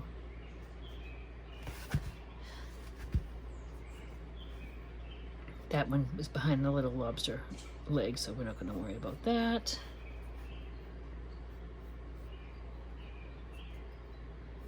And I'm going to take that same blue I'm working with. Let's add a little more white.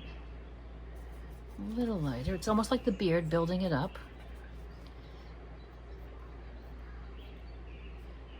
Kind of overshot that, but if it's wet still, you can kind of just clean it up with a wet brush.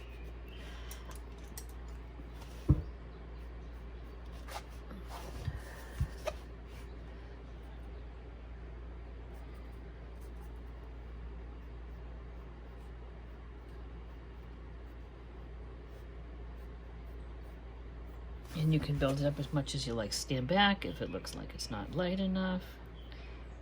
You can take the tiniest bit of pure white on that dirty brush and just get a little.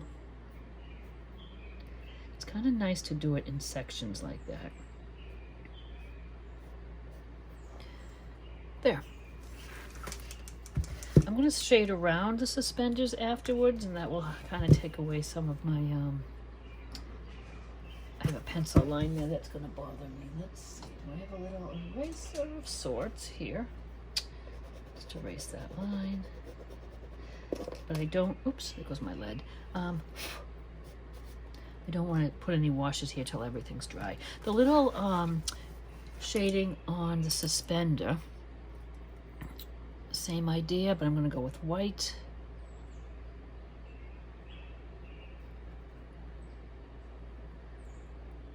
Not too much, I dry it off. If it's too light, I can go add more pigment. You're just gonna go right down the middle of the suspender, right down the bottom there. But the little buckle is gonna appear now when you just do a little highlight in the middle of that buckle. That got a little bit light, and I'd almost rather a little bit grayer. And I'm going to just kind of outline that buckle a little bit again, just to even it up. And I do have a little tiny bit of the suspender showing over here, so we'll do that same thing. Oh, you know what? This was a stripe too. Sorry, over here was a stripe. And we can see it. It needs to be a little bit of blue first, but there's a stripe up there.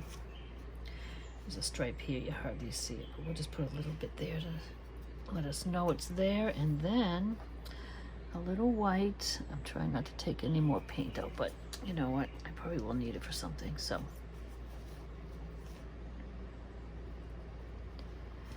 It's just a little bit of a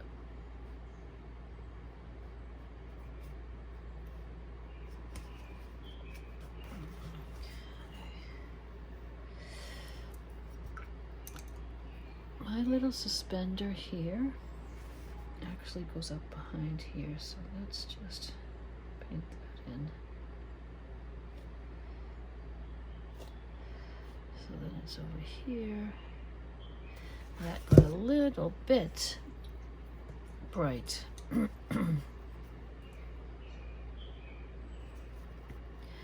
little bright, okay. Okay, a little more heavier white. This might be 2 or 3 times. I knew we would need some more white. I just want to get some highlights up here. And I'm just doing these kind of strokes so it has a little texture, but I don't want to have it too textured because the hair is very textured.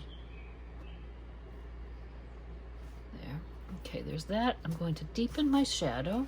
Then we can be down working at the end down below.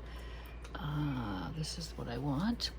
I'm going to take a little bit of the alizarin that we did our shadow with, but I'm going to take a little bit of Payne's Gray in there too. I want that to be a little darker. Let's see if it's not too dark. It's a little dark there.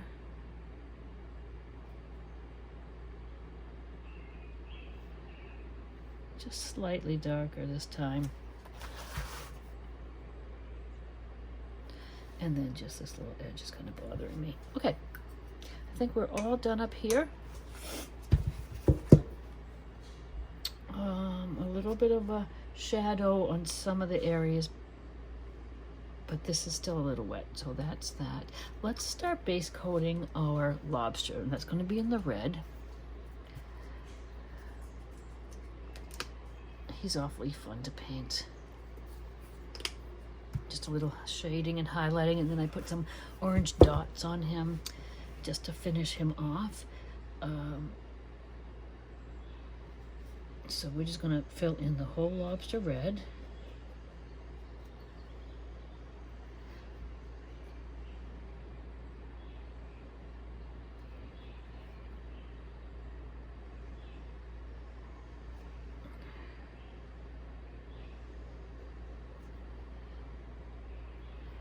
Antennas, I kind of wanted them on the thin side. They were a little thick on my original, but I think I could still do them with the chisel edge. You can paint right over the eyes. We can do those afterwards. You really don't need to even trace those on. These little sections of the body we are going to shade and highlight so we know where those are, but I think we can just paint the whole body red and we can just eyeball those. Just paint around the fingers because trying to get that flesh tone to cover red would be tough. So let's just paint the whole body around the hand.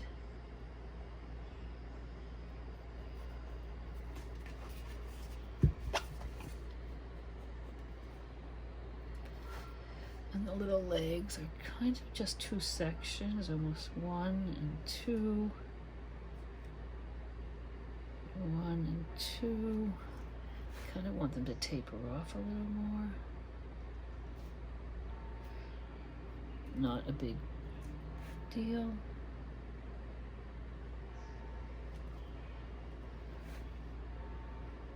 The tail.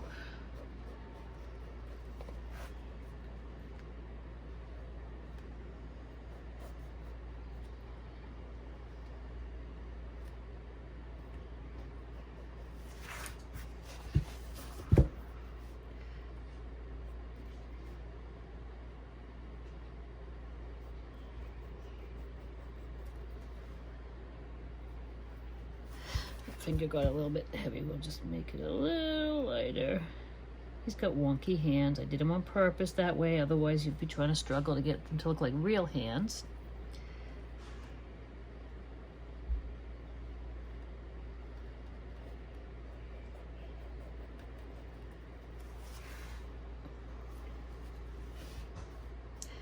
He's kind of a chubby lobster, but that's okay.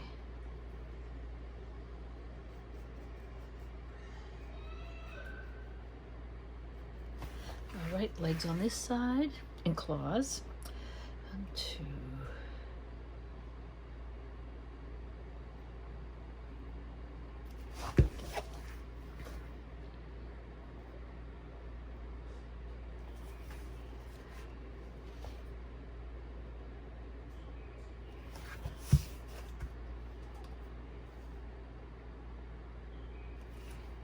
And now we'll paint the flesh tone in. Again, I had added a little pink to that mix, but whatever works. You could, if you want a little darker tone, add some burnt sienna. Play with those colors and get whatever you would like.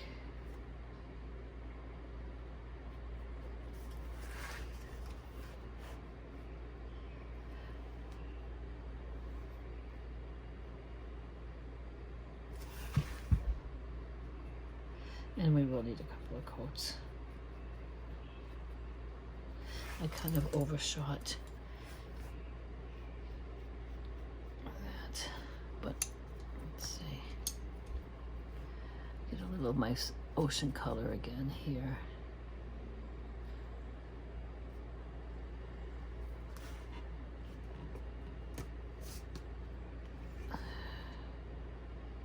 It's kind of where the shadow was, so we'll just go with that.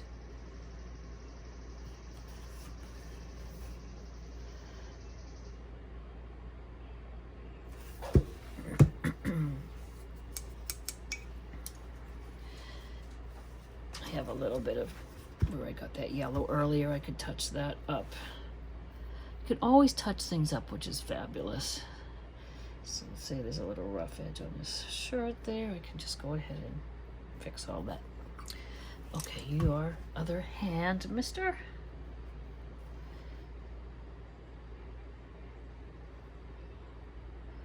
probably going to do the fingers and then let it dry, do the shading on the lobster, because I might, when I do the second coat for the hands, I could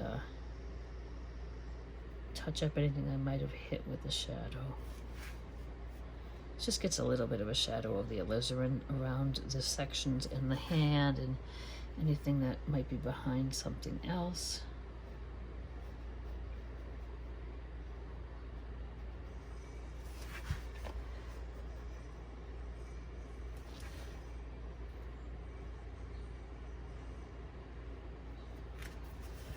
It's got little cartoon hands.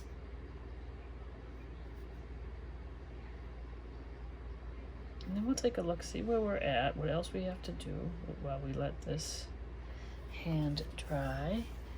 I think I needed a little bit of clarification on his shoulder over here, so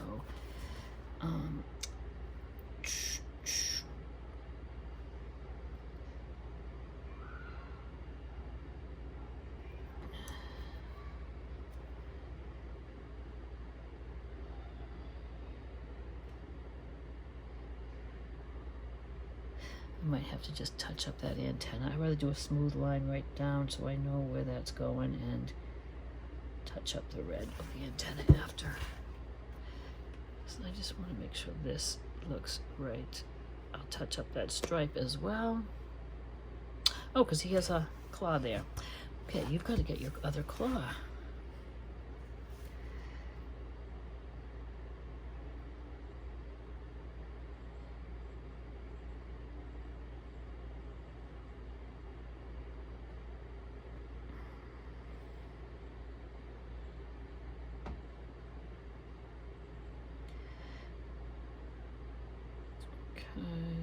That's good enough, I think.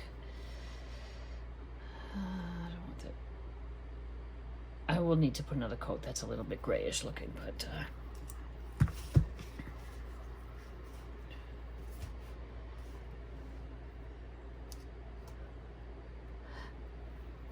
these suspender is so close to the color of the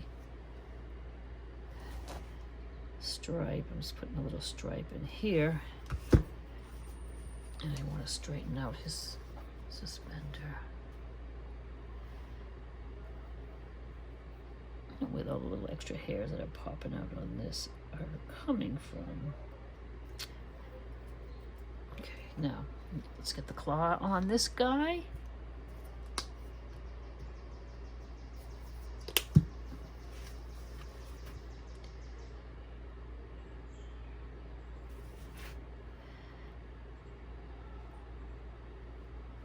Maybe a second coat. It's going to be highlighted with some orange, but because of the dark background, maybe a second coat. We'll see.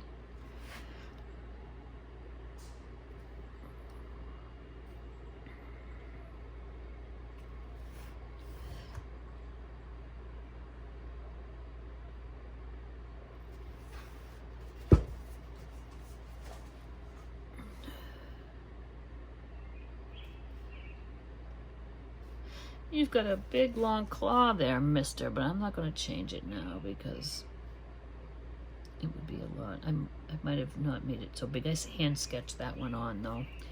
Okay, maybe a little extra red here and there if it needs it.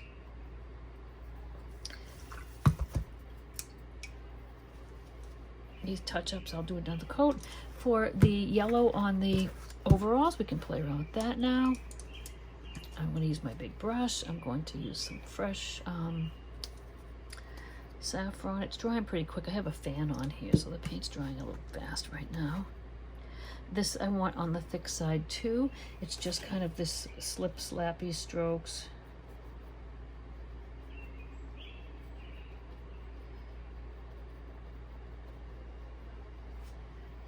I might even take a little bit of my Liquitex primary yellow when that's dry, just to get it a little brighter. Okay. You know what? Let's try it on that orange of the hat, because that might just give it a little glow. I love this primary yellow for glazing, which means it's just very transparent. So if you put it over, especially greens, it really pops out nice. Let's try it on a little of the, yeah, it kind of just brightens up the highlight. That's how fast that dried on me with the fan. So taking the primary yellow and just kind of, yeah, I like the glow that gives rather than the saffron. Saffron is a little bit opaque. It's got a little bit of some white in it, I think. This is just that pure color. So I'm going to do a few strokes of that, but let's let that go now. And got quite a messy paper towel there. Just my little mistakes from tracing here. We'll just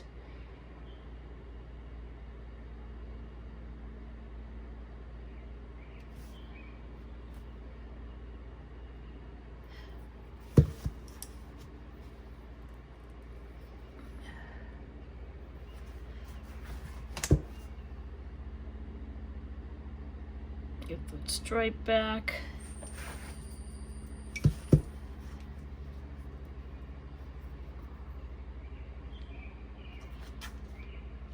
I'm being a little picky now. I'm just going to straighten that elbow out. And I want to shade that shirt, but I want air bits to be dry. We can go ahead. Oh, let's fix his antennas to start with. We just want to get a second coat over that dark.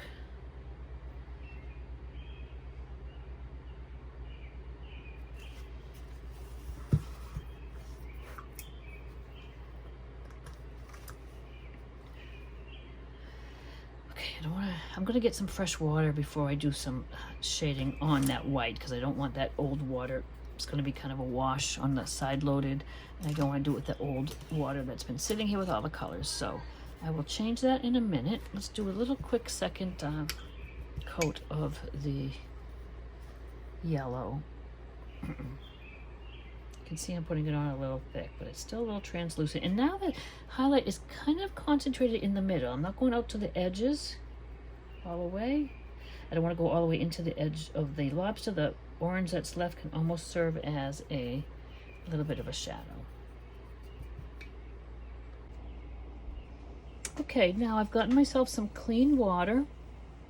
I'm going to rinse off my flat brush, make sure it's clean, and I'm going to use what little Prussian blue I can get out of here. And I just need a tad. So I've got the wet brush, again, not dripping, but just damp. A little bit of that on the corner. I know our palette's a mess here now, but I'm just going to take and still just kind of soften that. I can tell by all that water on that edge that it's just a little too much water. And we're going to shade some areas of the shirt. It's kind of bright. If it's behind something, so, you know, behind the suspender here, and that's a little bit bold, so I'm going to just soften that behind the suspender. You know, I'm going to shade right here because I'm going to put a little black for the suspender there. In his little elbow here, like this little area, we have a little shadow. I'm going to also do it along the bottom of this sleeve. And because it's Prussian blue, right, we can go right over the stripe and get a nice, just a nice stroke. There's a little bit showing here of the inside of the suspender and behind the hand, so that's just a little dark spot in there. It's going to be just a little darker in there. I'm going to do a little bit around the body of the lobster.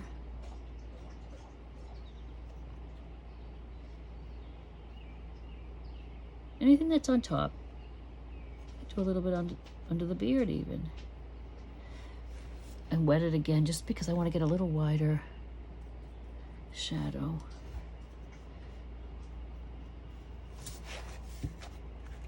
We'll do it on both sides of the suspender. Behind the pants. You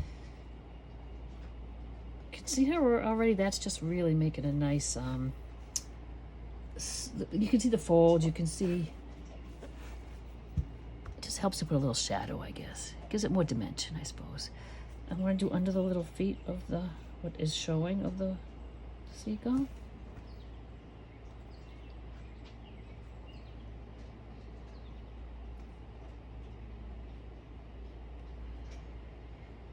I did the inside of this sleeve.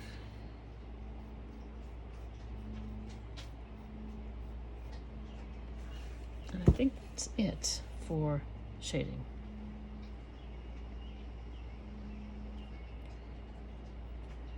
Fine there. Under this bit of the lobster. Okay, so shirt's done, stripes are done, everything's done but the lobster, and shading on the hands, which we'll do afterwards. Let me just get myself a clean paper towel here. It's kind of a big mess. Okay. So we're going to shade the lobster a little bit, and then we'll highlight. I think I might go to a little, I'll try the big brush. I might have to go to a smaller. I'm going to use the alizarin. If it's not dark enough, I'll add a little Payne's Gray. Let's see. Alizarin was still, this is kind of dried paint, but I want to kind of pat that out. I can tell it's too watery. And okay, so we're going to shade under the claw there.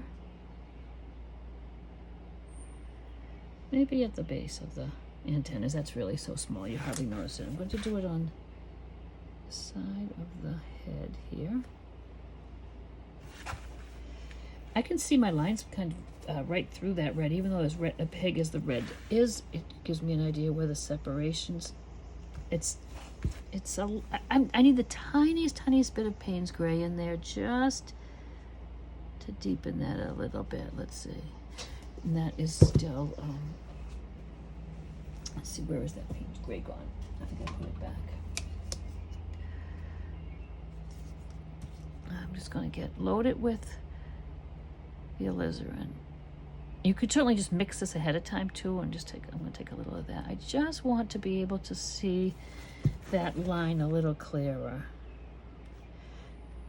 And you can see through, or you can eyeball those lines.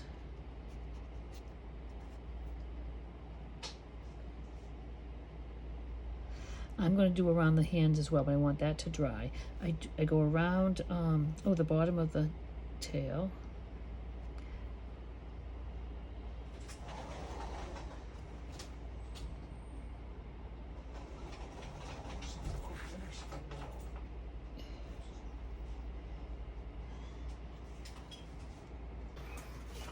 Okay, we'll get, might go to a little smaller brush to do some of the smaller shading.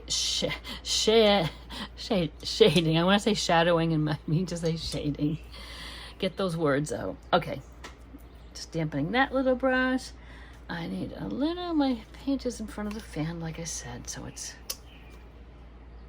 getting a little bit dry, but I'm going to just take that wet brush, a little bit on the corner. Maybe the tiniest bit of Payne's Gray just to get a little darker. And so I am going to separate the tail by just shading here and here. And where the legs are coming off the body, we'll give them a little shadow there.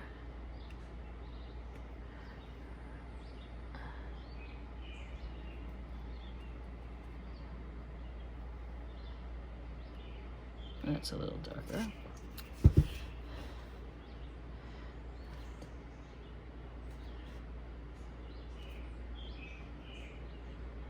Now they have little sections.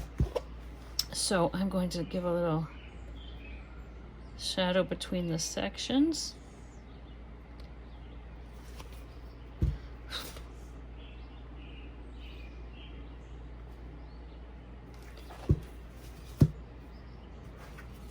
Under the big claw.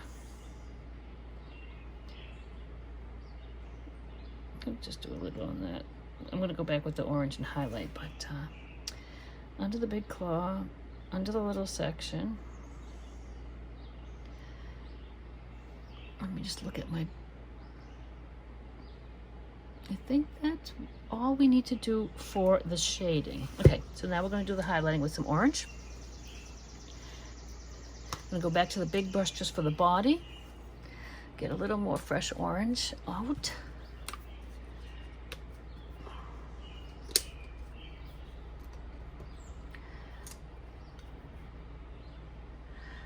And just kind of. So I'm going to go the opposite side. So I'm going to go to the opposite side with the orange.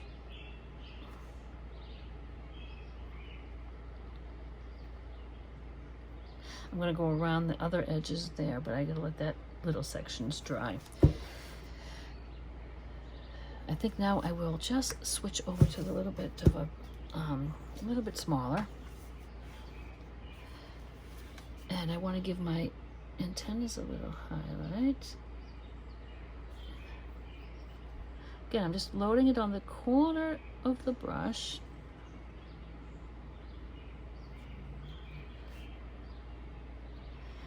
Top of the big section of the claw gets light, and we can always come back and do a second coat if it sort of fades.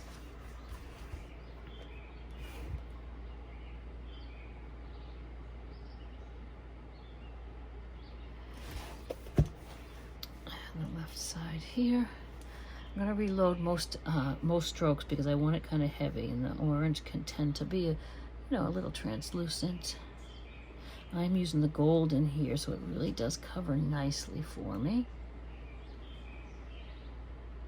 I'm just going to do all of the, on my left of these legs.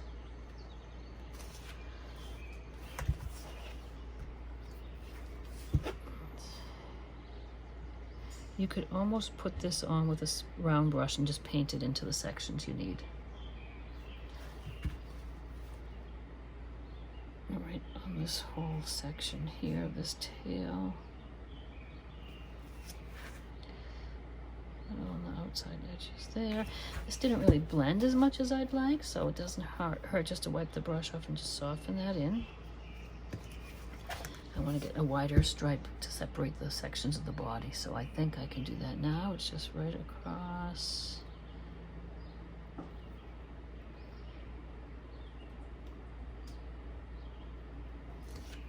I do want to do a shade around the hand so that when that dries I can do that. I could have done that before.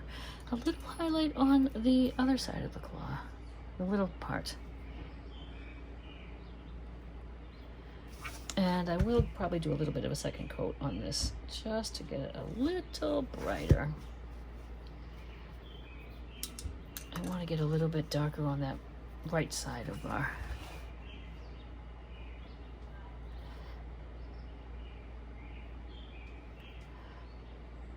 If I want a thicker shadow, I could just make it a little wider on the brush, so it goes almost like in half of the brush.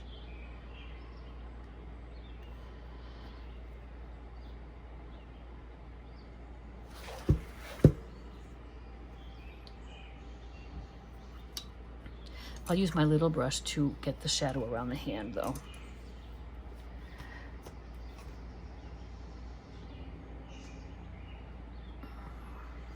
And I'm just going to go right around the hand with the shadow. You can see there I started it. You couldn't really see it, so I just added a little more, a little bit wider on the brush.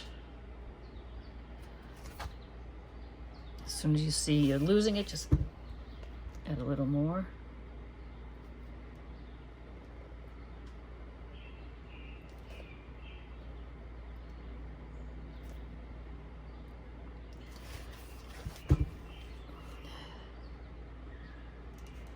And this is just a little line here, but I'm going to try to just get that in there. And what I'm going to do, because I went on top of the hand a little bit, I just take that wet brush and I can just sort of get that back.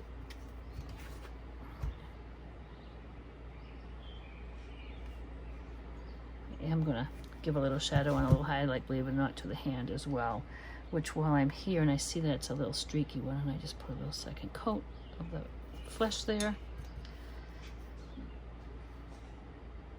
Something in my paint there. Okay. Eyes for this guy, really just 2 black dots. I position them kind of about here. I give them, of course, a little white highlight too when that's dry. And I'm going to just take my thin brush maybe and just get the highlight on the antenna a little bit better. So just with my little thin brush, I'm just going to go and just make that right down.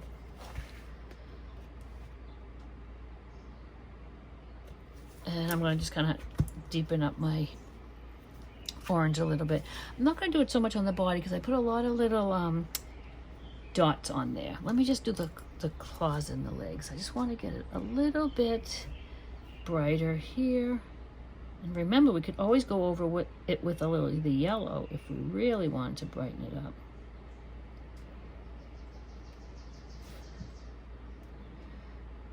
And you know what? I'm going to go smaller brush on that. I'm going to go with a little round and see, just so I can kind of put that where I want it, a little heavier. If you need to reshape your leg in any way, you can do that at the same time. I keep seeing that little bit of red that's on the beard there that I forget to come and fix.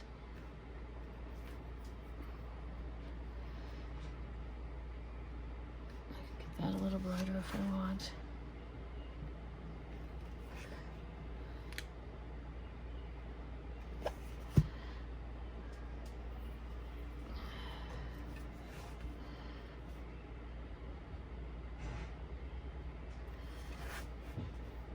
Wherever you need a little brighter, you can just pop that right on there. And for the little dots, I want them kind of heavy. The orange dots, it just gives a little texture to our lobster. Where is my stylus? There it is. And I'm just going to use that paint kind of heavy, and I'm just going to dot that on. A little more paint. Sometimes you need a nice fresh petal of paint to get the dots. And I love the texture that gives, and it's another little whimsical touch. It's just on the body, and I just do it on the left side.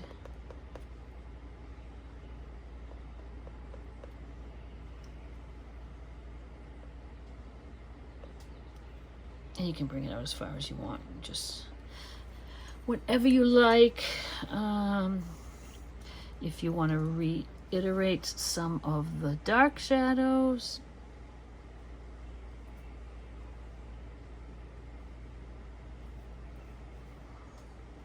anywhere that you might need that.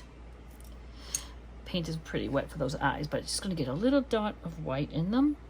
We'll shade the hands, and then we can put those little dots in, and we are done with our Santa Claus. So for shading on the hand, I use the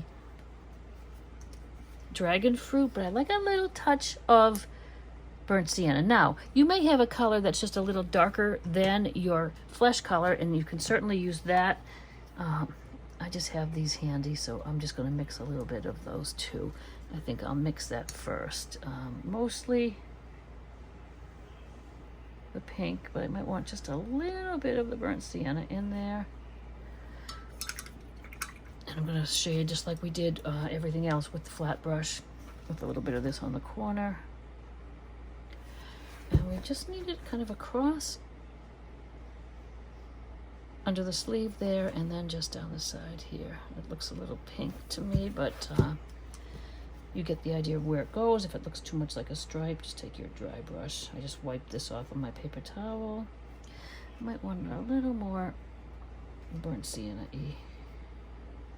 Just going to kind of go right over that with the little burnt sienna.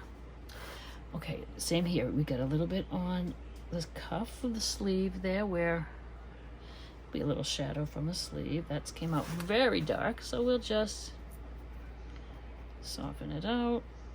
Just want it light. And I'm going to do it on the left side of the fingers. So let me get a little bit of these colors on my brush. Again, I could go to a smaller if I wanted. Just down the left side.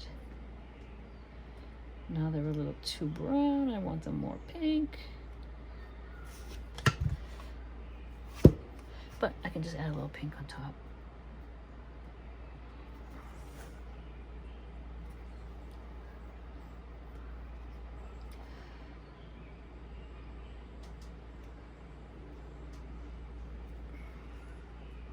And then the opposite on the other side, a little white.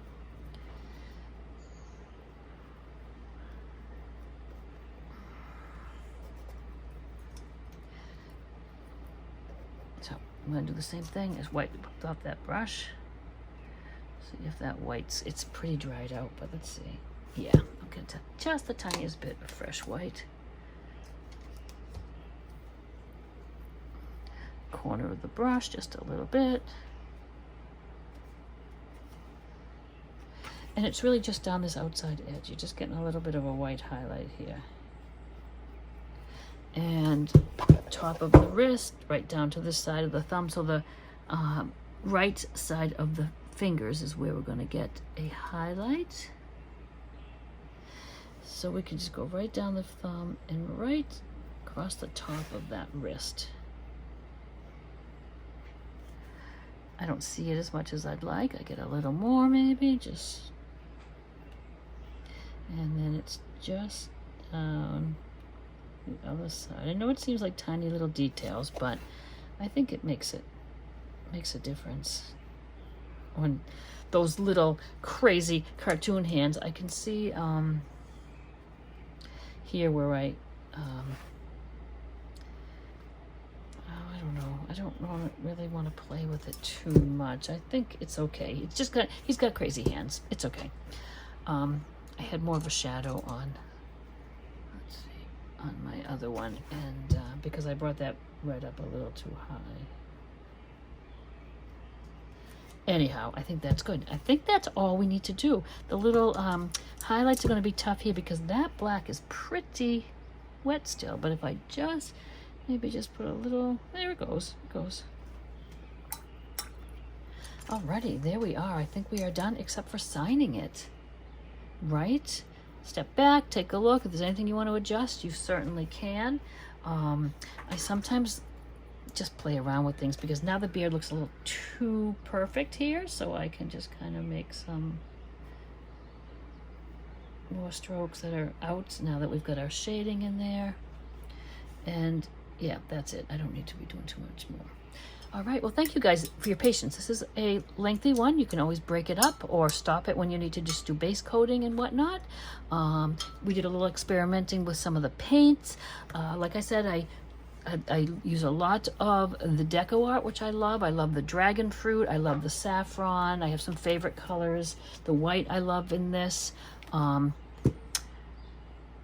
like the Liquitex for phthalo green, phthalo blue, and primary yellow. I love that. I even like their Payne's gray, but you can't really beat the orange. It's a pyro orange, pyro red in the goldens. Again, this is 4 ounces. You can get the 2 ounce ones. I also love the Hansa yellow, but I think that the Liquitex works just as well. In the alizarin, that's the other one I like, is to get that nice deep I make a mess when I paint, so it's right. Oh, you know what? I bet it's underneath there. So these and the golden you might want to give a whirl because it is not. It's so less frustrating trying to get a nice coverage on your red and your orange. So there we are, you guys. Thank you so much for joining, and I will see you next time.